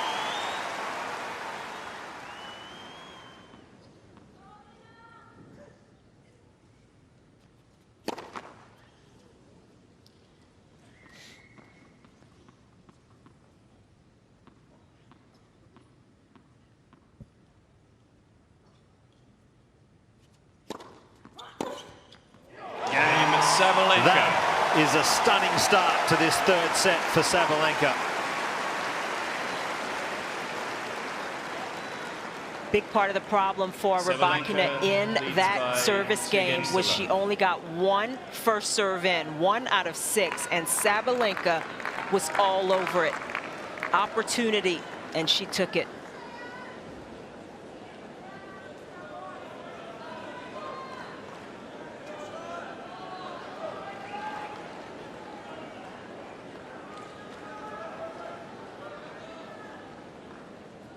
Thank you.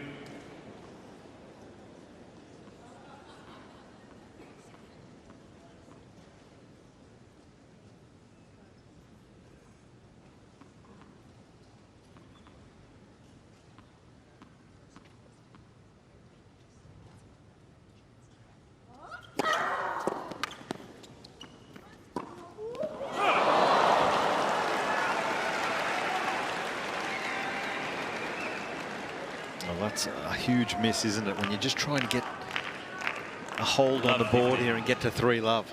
15 love versus love 15 can make a difference in these tense moments. Sabalenka, though, one of the best players at, when she's down love 15, of winning that second point. Oh.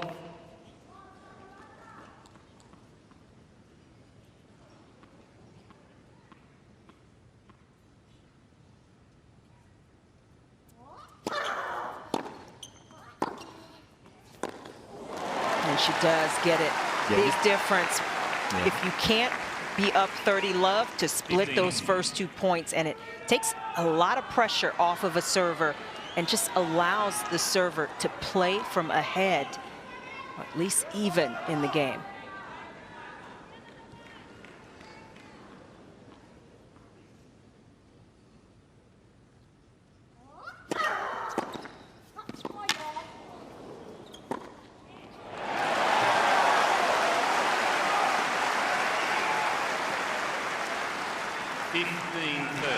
And that was much better here from Rybakina. The last 3 games, she has lost a little bit in depth, not in pace, but in depth, and that's all it takes for Sabalenka to find her best game.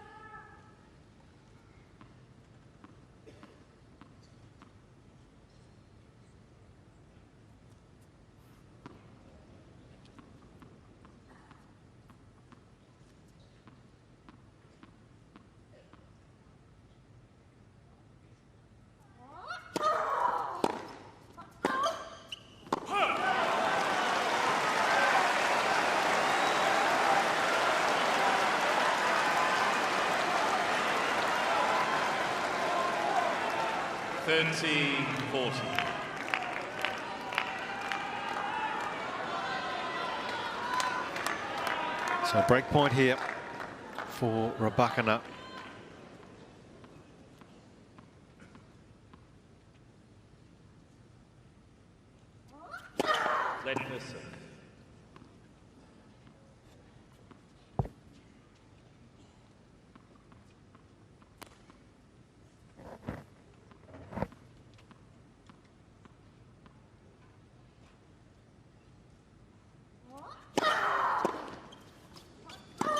Makes no mistake of it this time, and look at that reaction from Sabalenka. Yes. Yeah, her awareness of just the importance of getting to 3 love. She knows that scoreboard pressure lead would feel so significant.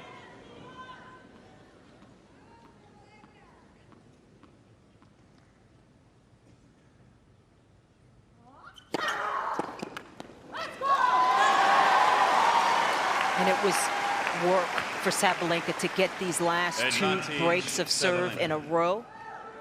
And consolidating, holding on to it would be massive.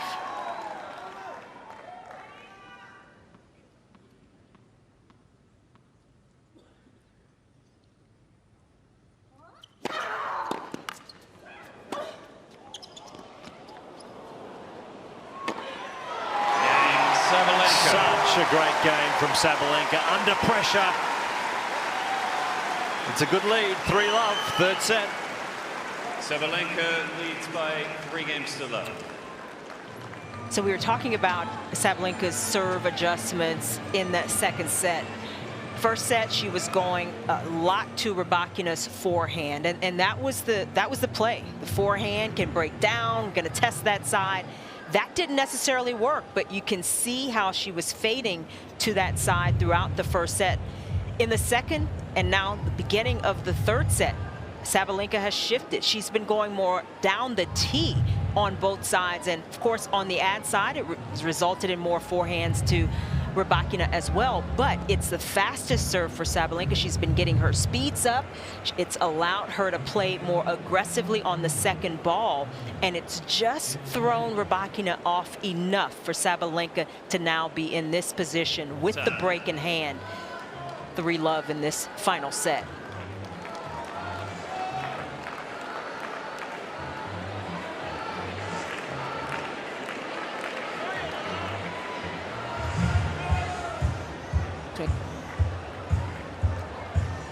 So it's Elena Rybakina now. Just dropped her last 2 service games.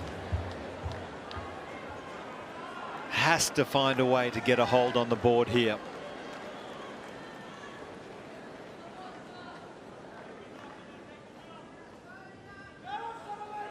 Please.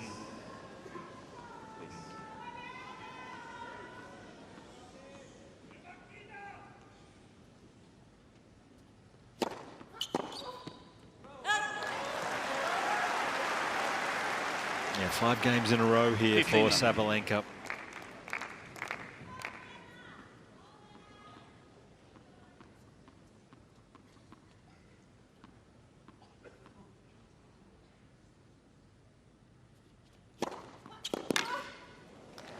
love.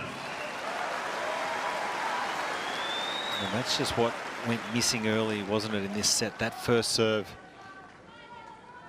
Just needs to land a few more first serves.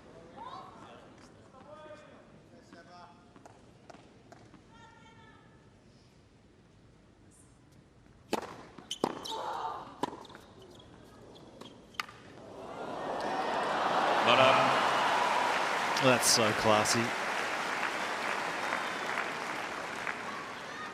30-15.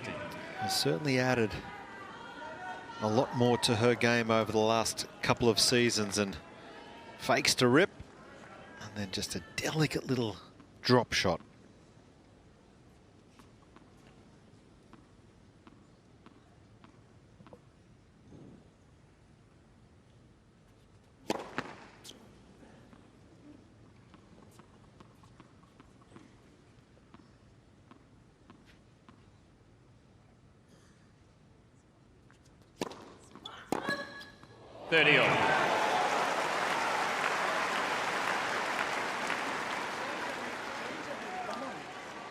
She's waiting there. You need to put energy, eh? You need to put energy. There is no energy. Let's go. Uwierena z energią. Aktywna.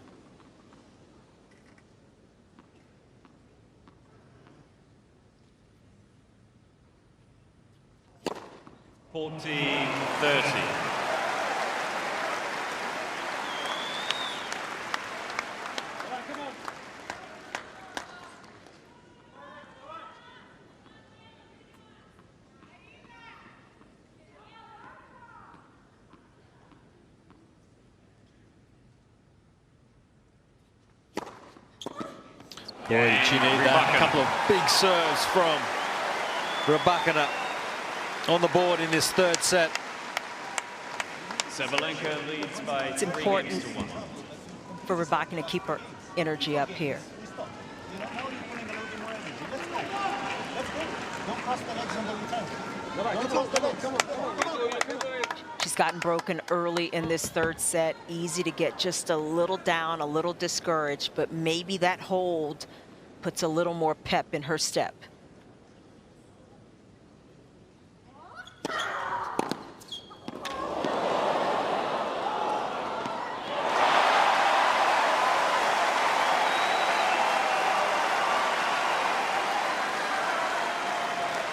And this just couldn't be hit any better, this return. Times it to perfection. 50.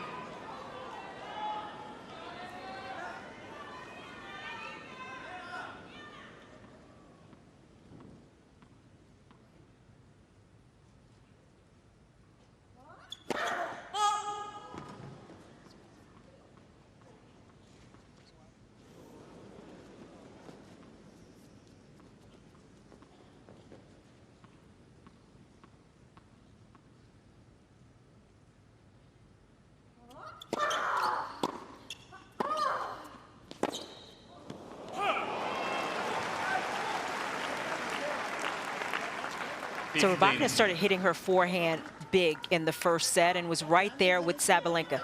The speeds have started to erode slightly towards the end of the second set, and then now in the third set, down about 19 kilometers per hour, and Sabalenka has raised her speeds. But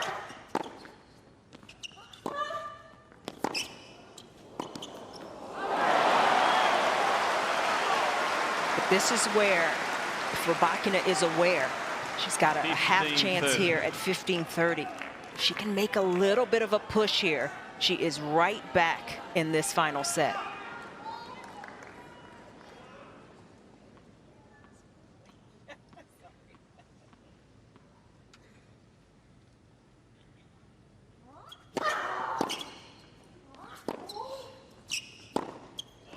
She's back all right. That backhand we haven't seen for the last half an hour. Well, that is one of the best of the match. 15-40.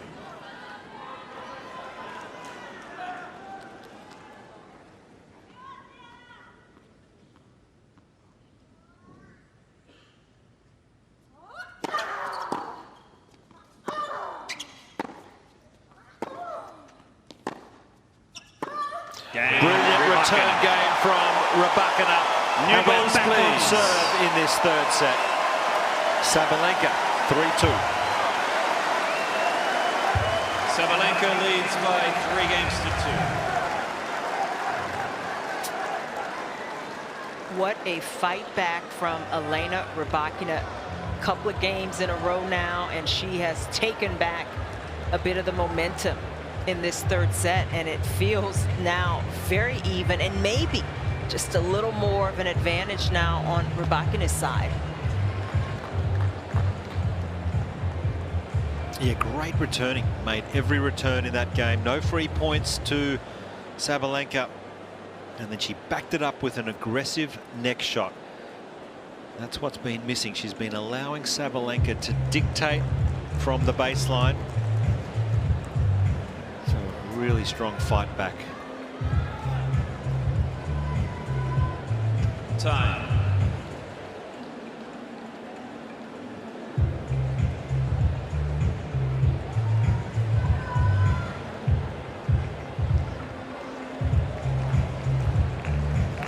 Just 1 year apart, 26 and 27-year-olds respectively, battling it out here. They played in the 2023 Australian Open final, and it went the distance in 3 sets, where Sabalenka prevailed. And we are back on serve.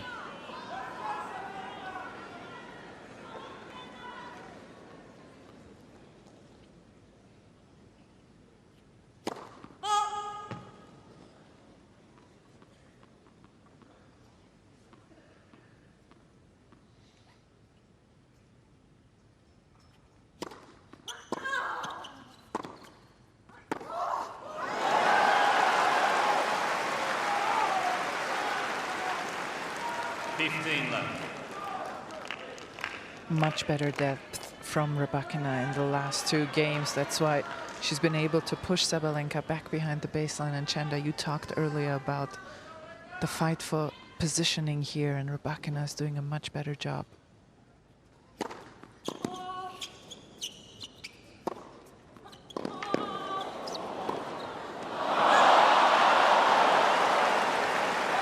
Great defense from Sabalenka. A nice little squash forehand shot here on end range.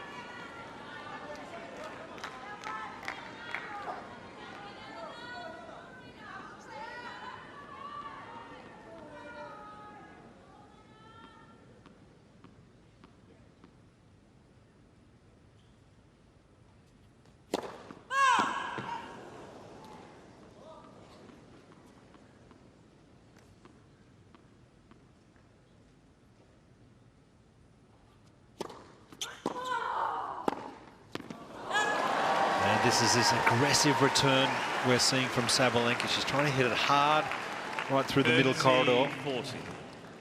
And that is a breakpoint opportunity for Sabalenka. Well, this match is about to hit the 2-hour mark. Not easy to keep those quick steps, the burst of speed.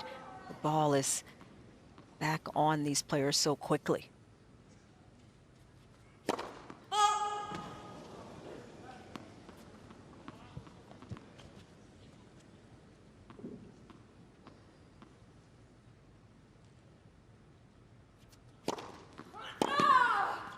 Oh, it's only just missed.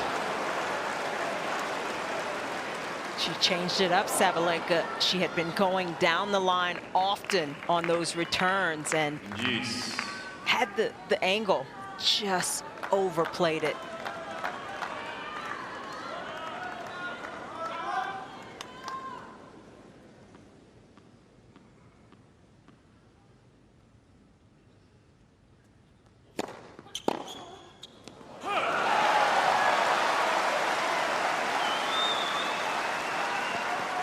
.185 from Rybakina, and Sabalenka was beaten for pace.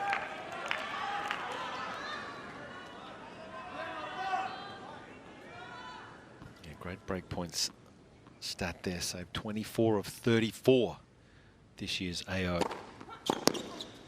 And that's brilliant serving from Elena Rybakina. It's out of trouble once again here on Rod Laver Arena.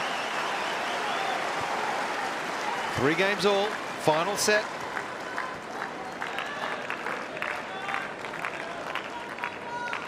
Three games all.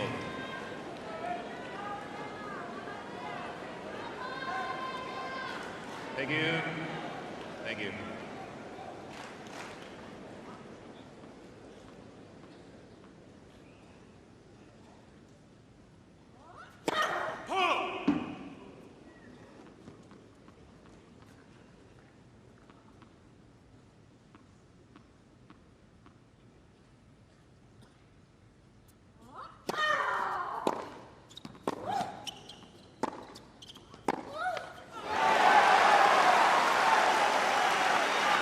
Boy, oh boy, Rybakina is coming hard here at the Sabalenka baseline game. Just really aggressive.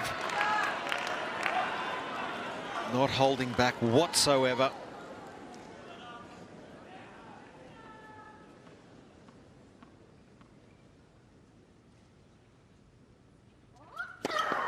First.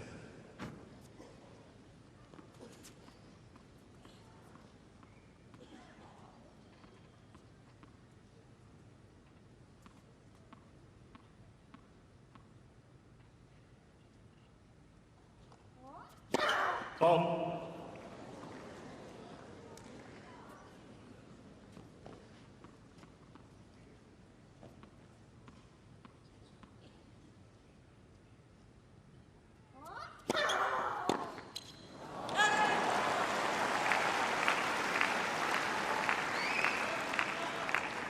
$15 on.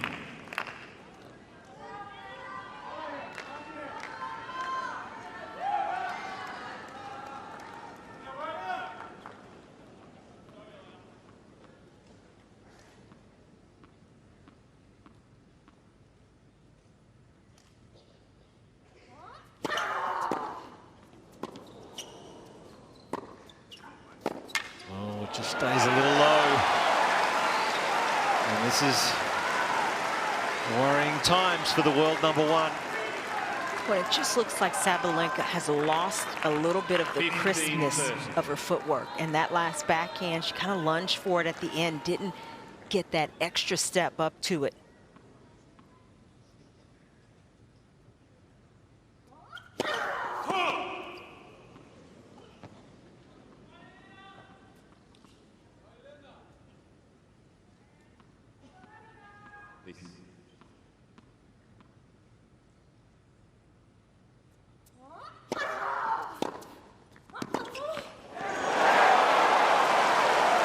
This has gone pretty quick from the 3-love lead for Sabalenka. It is now the 5th seed, Rybakina, with 2 break points on return.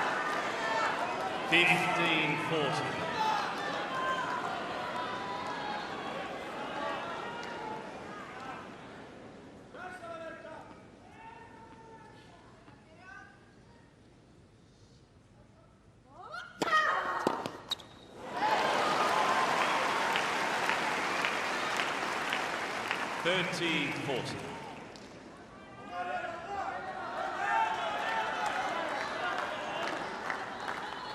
Favourite serves out wide on this ad court. That's what we've seen through the numbers for Sabalenka.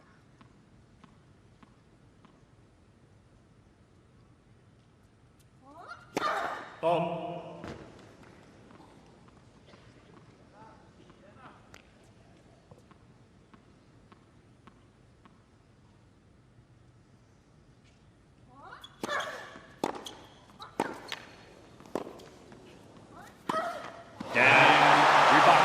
It's Elena Rybakina who moves ahead in this final. She gets the important break and leads 4-3, final set.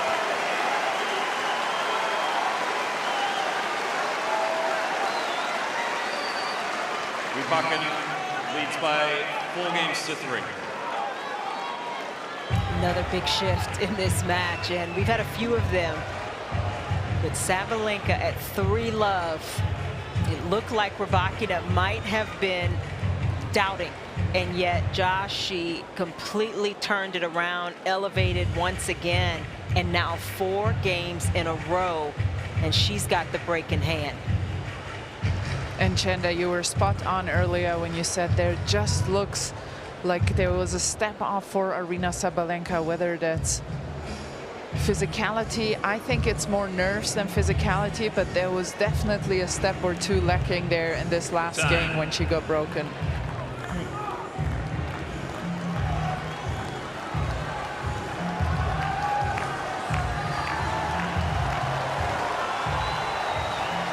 Well, even the greats, Martina Navratilova, can bear to watch. It is so nerve-wracking out here as Elena Rybakina just sits 8 points away from the Australian Open title.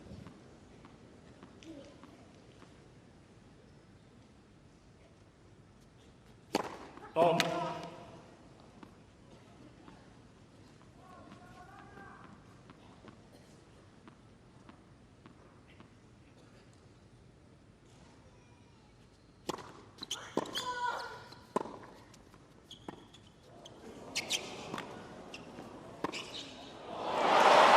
is fantastic. Had to stay down. Made this passing shot look pretty easy, but under the circumstances, that was so good. It was the little steps she took as well. Sabalenka worked to get in position right here on this passing shot and stayed down so beautifully.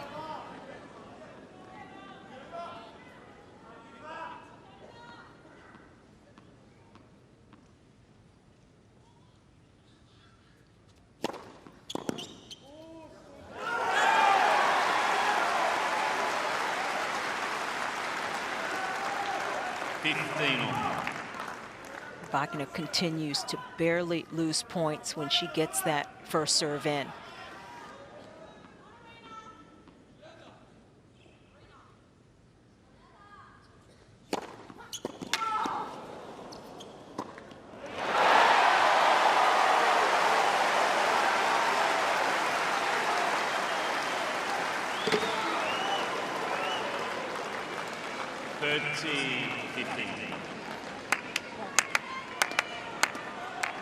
Well, Sabalenka frustrated, but Rybakina just outplaying her at the moment. Thank you.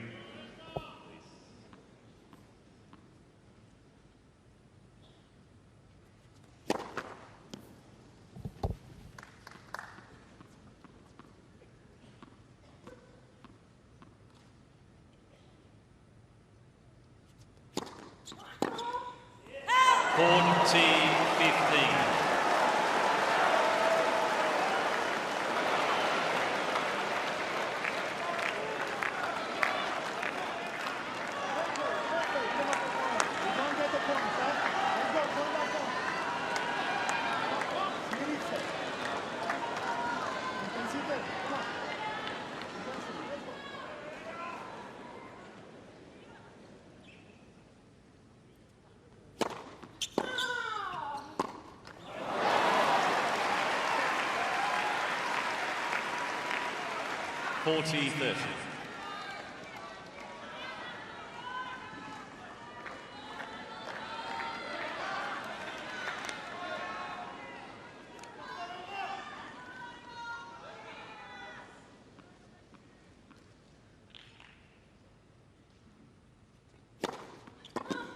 Cain, Rybakina.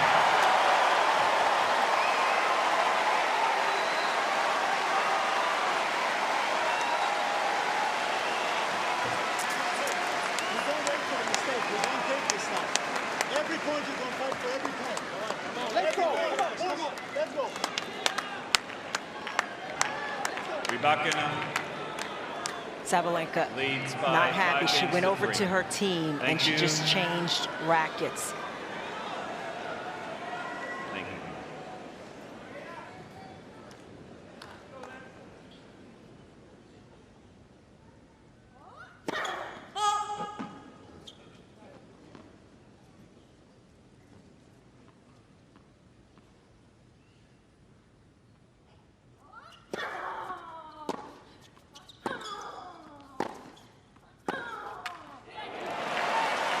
Well, she's got to do everything in her powers here, Sabalenka. She's just got to find a way to try and hold serve here. Yeah, 5 games in a row for Rybakina, and that is a bitter pill right now, but Sabalenka's got to just focus on the next point and this game.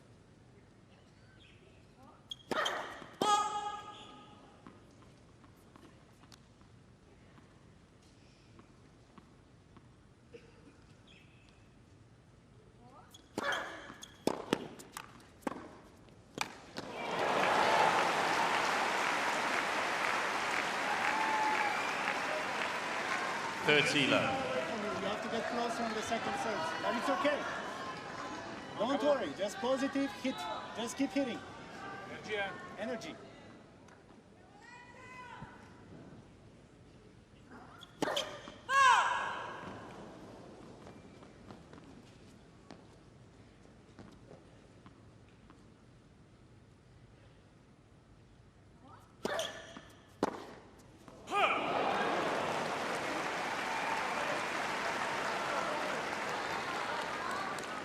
(40 low).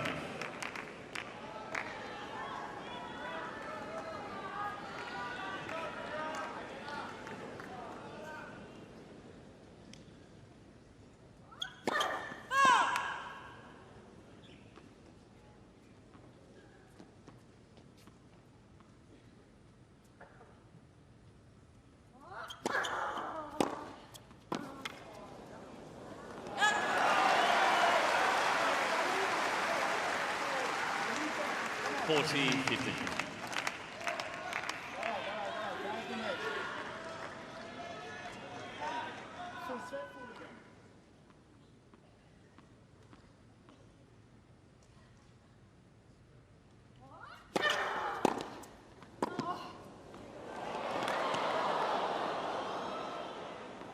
Game Sabalenka. Oh, important service hold. Boy, oh boy, that was much needed for Sabalenka. It's Rybakina on the cusp of her first Australian Open title, and she leads 5-4 final set. Leads by 5 games to 4.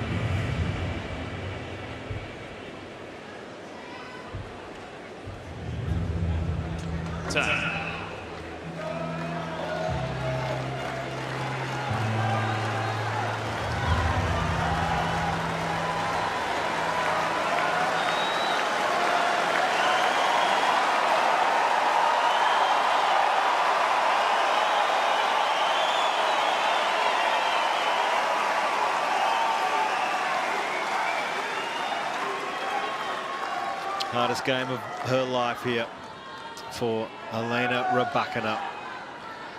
Serving for the Australian Open title.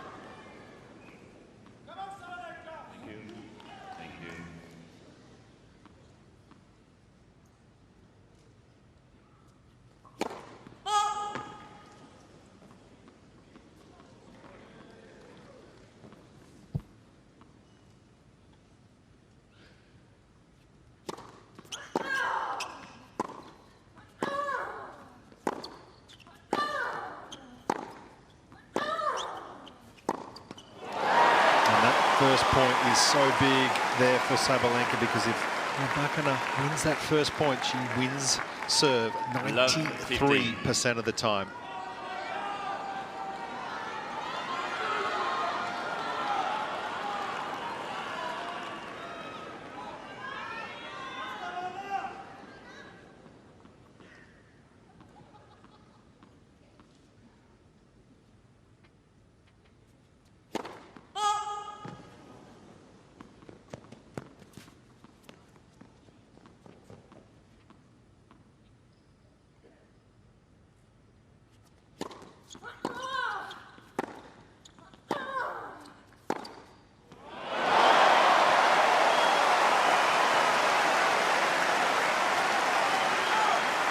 Making the hard look easy.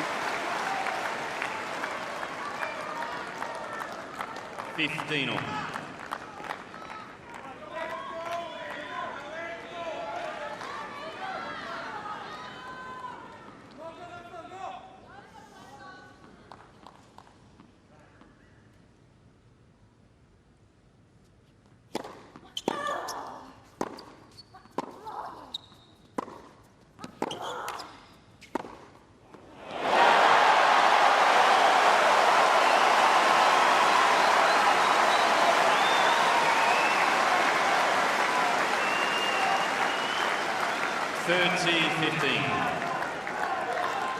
Rybakina forehand is back in a major way. A couple of huge forehands last couple of points.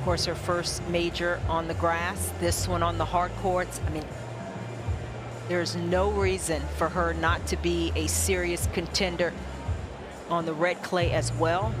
But this is a big-time start to the season, and we saw it last year with Madison Keys winning her first major title here. And with Elena Rybakina, a little more experience. She's gone through some adversity as well, and to be back on top, that has got to feel even sweeter for her.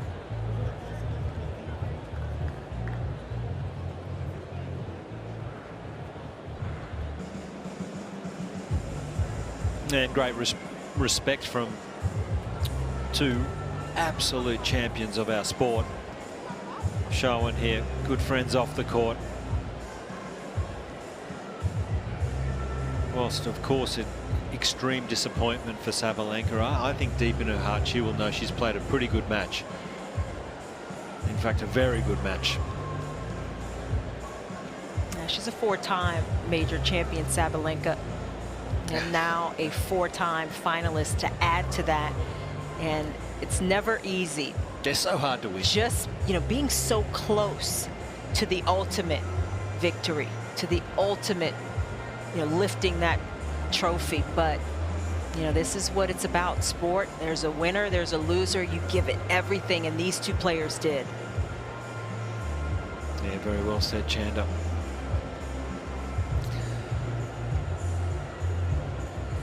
So this huge crowd here, they will absolutely stay for this prize-giving ceremony.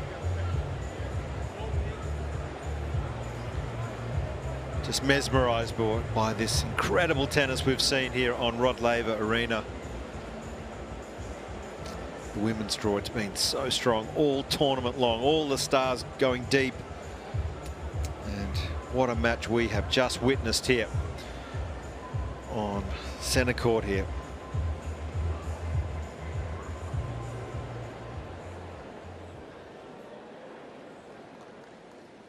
Well, Minchika, and welcome.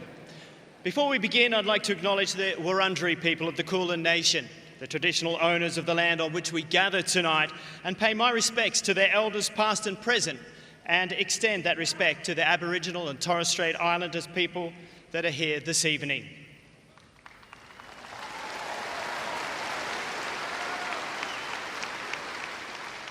And on behalf of Tennis Australia, I'd like to thank the Victorian Government and all of our partners, officials and ball kids, as well as our 14,000-strong team who have worked tirelessly to make this AO such a success.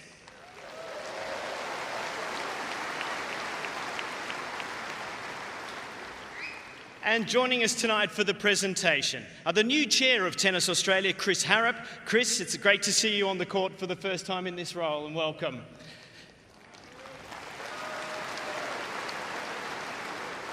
To Mr. Tang Dong Liang, the Executive Deputy General Manager of Lezhou Lezhou, our Tournament Director, Craig Tiley, our Tournament Referee, Wayne McEwen, and to present our Champions Trophy, celebrating the 25th anniversary of her first Australian Open title.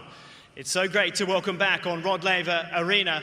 Put your hands together for Jennifer Capriati.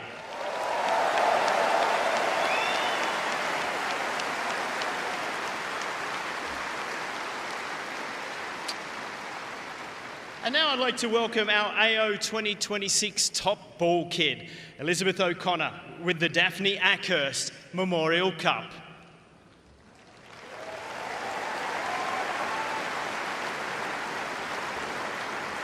Now, the Daphne Ackhurst Memorial Cup, which is awarded to our champion tonight, has been travelling around Victoria over the last several weeks with our AO on the road team and is now safely back here in Rod Laver Arena.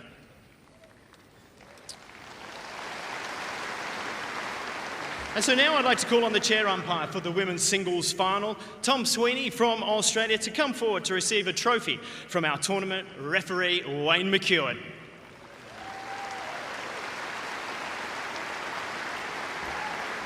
Congratulations, Tom, on another job well done.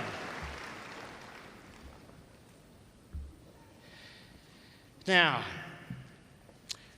our players. The world number one once again has brought her trademark power and presence to the AO stage. Her fight, determination are to be admired. Would you please welcome our finalist, Aryna Sabalenka. And Mr. Tang, if you could present the trophy.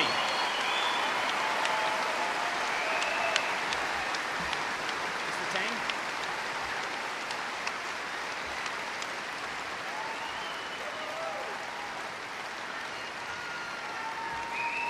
Thank you, Mr. Tang.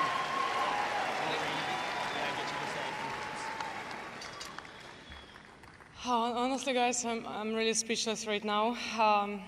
I'll try not to forget anything. I want to start with Elena. I want to congratulate you on an incredible run, incredible tennis. Congrats to you and your team on such an incredible achievement.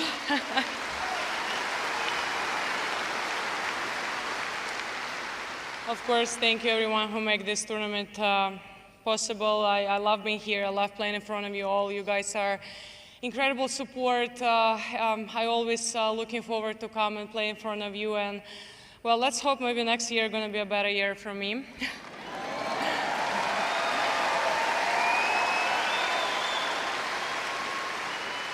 Of course, thank you, Craig, for taking the best care of us. You give everything we need, and that's. What's that? That's amazing. Thank you.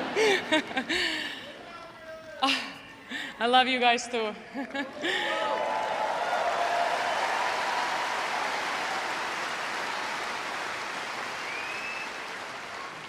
Thank you. Of course, thank you to my team for always being there, for enjoying me losing finals. But also sometimes we win them, so let's hope for the best.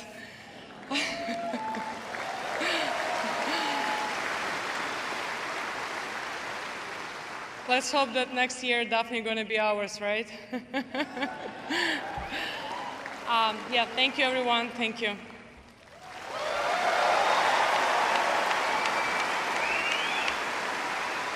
Well done, Aryna, once more. Now, coaches are an integral part of our game, and we call upon Stefano Vukov, the coach of our champion, to come forward and collect his trophy from Jennifer.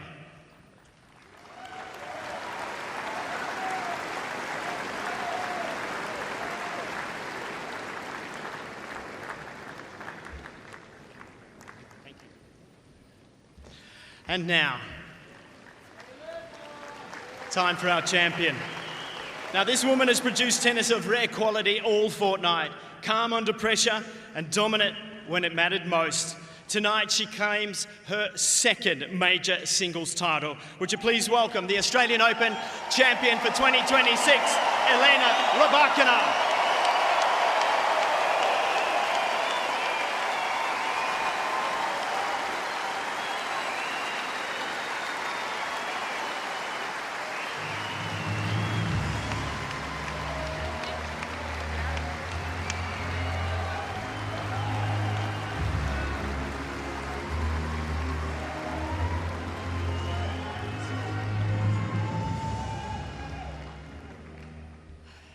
Yeah, it's hard to find words now, but of course I want to congratulate Aryna with amazing results for a couple of years, and I know it's tough, but I just hope that we're going to play many more finals together, and of course congrats to your team for all the improvements. A great job you've done.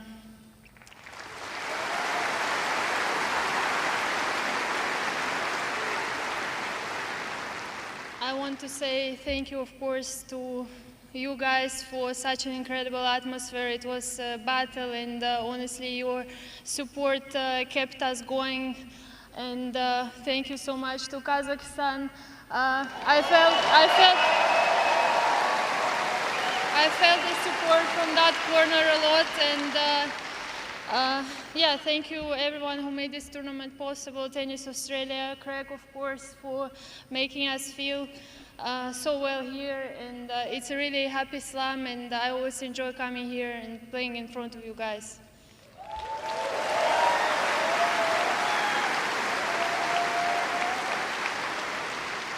And of course, I would like to say thank you to my team. Without you, it wouldn't be possible, really. We had a lot of things going on, and I'm really glad that we achieved this result. And thank you to all of you. And yeah, hopefully we can keep on going strong this year. And yeah, also I would like to say thank you to the medical team here, always doing a great job. And hope I didn't forget anyone. Actually, I want to say thank you to my sponsors, of course, and also president of our Tennis Federation, Bulaja Mitrovic. Thank you always for coming and supporting us.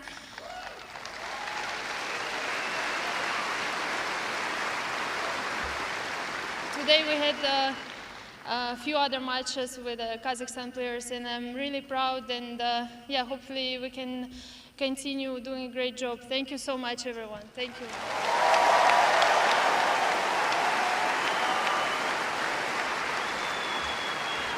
Congratulations once again, Elena. Ladies and gentlemen, would you please put your hands one more time together for our two amazing players and a fantastic final. Now that concludes our presentation. There'll be a photo opportunity, and then Elena will be walking around the stadium for everybody to take their photo. It's been a wonderful evening, and thank you very much, and we look forward to our men's final tomorrow.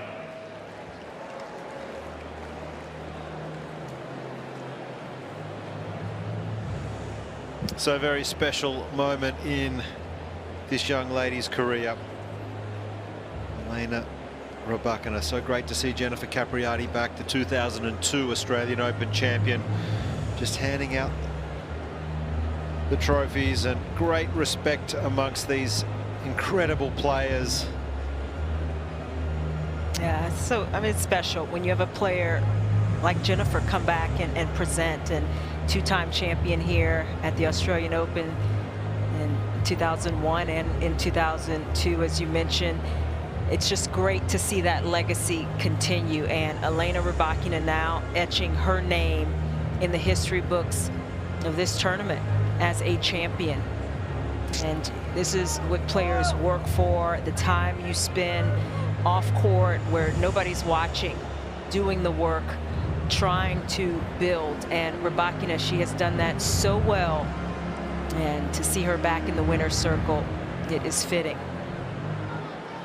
It was a difficult couple of seasons, really, for Rybakina. She promised a lot when she won Wimbledon in 2023, and just didn't quite go on with the success that some thought she may have. But she is back big time now. The last 6 months, she has barely lost matches. And when we look at these two, it's fair to say there's a good chance that they will be battling it out for a few more slams, I would say, in 2026. Yeah, and that Wimbledon 2022, it was 2023 where she reached the final here, and we kind of thought she was going to be a contender for so many more majors during that stretch. A combination of things happened, including some physical issues and illnesses at times, and a bit of loss of confidence, some changes in her coaching team, and she finally got all of that settled. And when she did, Josh, it just seemed to flip a switch, and she has been so impressive second half of last season, and now lifting the trophy at the first major of this new season. A lot to look forward to in Elena Rybakina's game. And can you believe it? In her last 10 matches against top 10 players in the world, she has won every single one of those matches. Well, you think about her game as she enjoys this moment, memorializing it, walking around this stadium with the trophy. But you think about her game and how well it matches up against the field. And, you know, she has that ability to play well against different styles and on different surfaces. And that's part of what's so exciting about her game. So many fans around the world have been kind of waiting for Rybakina to re-emerge in a big way. Oh, yes. And she has done it. I mean, WTA Finals, winning that event, that was big. And then now, another major trophy. And this woman, she knows what it feels like. She's got 2 Australian Open trophies in her cabinet, but she wanted this one. She wanted another one, her 4th final in a row, and it just wasn't to be because of how well this woman played.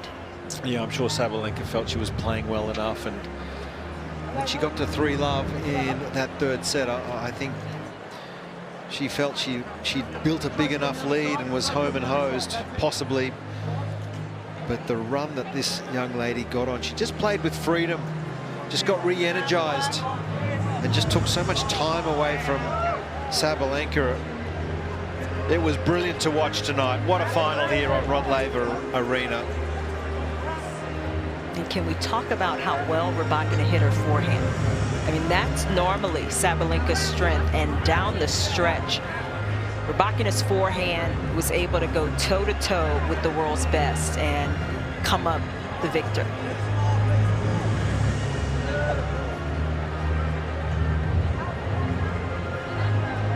Memories for life here on Rod Laver Arena for Elena Rybakina.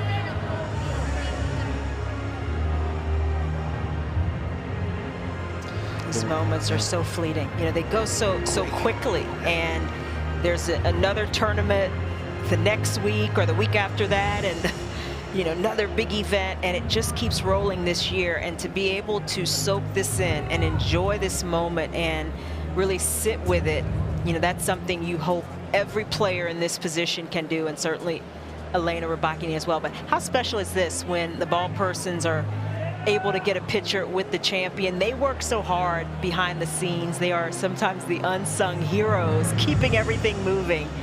And this is another special moment that they do here.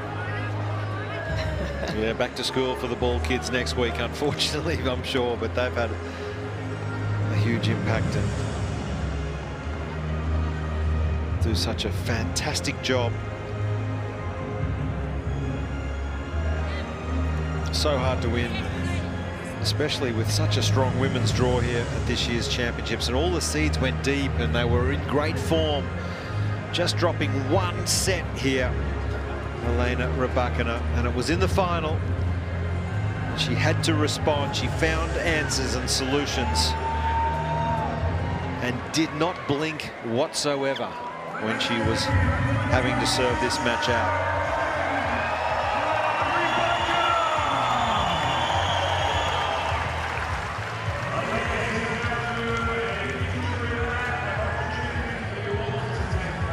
This is where the real strength is required. You play 2+ hours, and at the end of it, you got to hold on to a trophy that has some weight to it. You got to lift it up and hold on to it, but this is what it's about. Yeah, and to hold this trophy, only the players can hold it without gloves. You have to win it, otherwise you cannot touch that trophy without gloves on it. And then you see along the base of the trophy the names of all the champions engraved, the year that they won it. And so when you look at that, it's just, you know, being a part of history solidified at the very top, winning one of these major events, winning this Australian Open. Yeah, nice little touch here as you walk, you do a lap around Rod Laver Arena, just acknowledging the great support she's had, not just tonight, all tournament long. Had a big contingent of supporters from Kazakhstan. Yeah, this is a treat for the fans who have supported Rybakina and those who just enjoyed this incredible match, to get a picture, to feel just a little closer to the champion here in these final moments. And it's a special thing, that connection you make with the fans. We heard Rybakina talk about it in her speech, how important the atmosphere, and there was not a seat to be had in this Rod Laver Arena. And fans still waiting patiently for her to walk around to their section so they can memorialize this moment.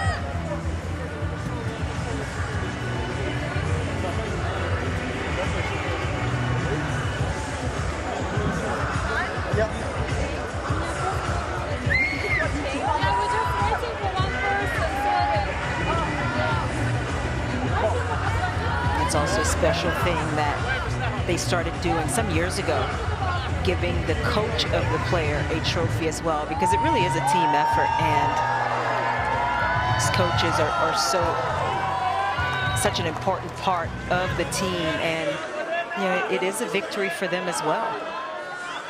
Well, so much effort goes in, doesn't it?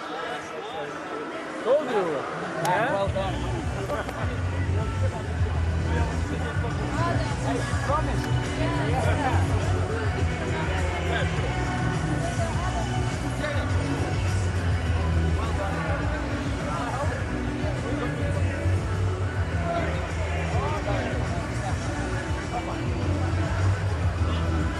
Jones, a hitting partner throughout this tournament.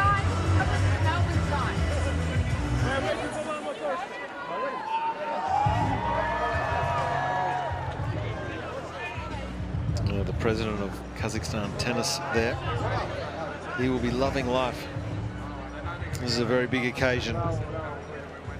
And she talked about it early on in her career when she began to represent Kazakhstan, how they supported her, how important that was, not just for her tennis, but for her belief. And, you know, to feel like she had that backing.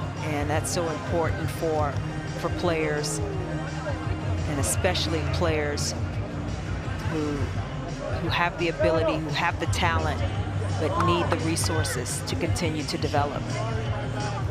And there is Stefano Vukov there, rejoining the team.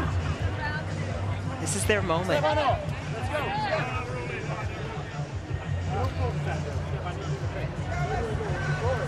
So Elena Rybakina will celebrate long and hard tonight, no doubt. These Grand Slams are just so difficult to win, but boy, she absolutely delivered on the biggest of stages tonight here on Rod Laver Arena. My thanks to Andrea Petkovic for a great call courtside, and Chanda, awesome once again as always. A delight to have you here, and it was a pleasure. It really was a brilliant women's tournament, and there can only be one winner. And tonight it is Elena Rybakina, the Australian Open 2026 champion.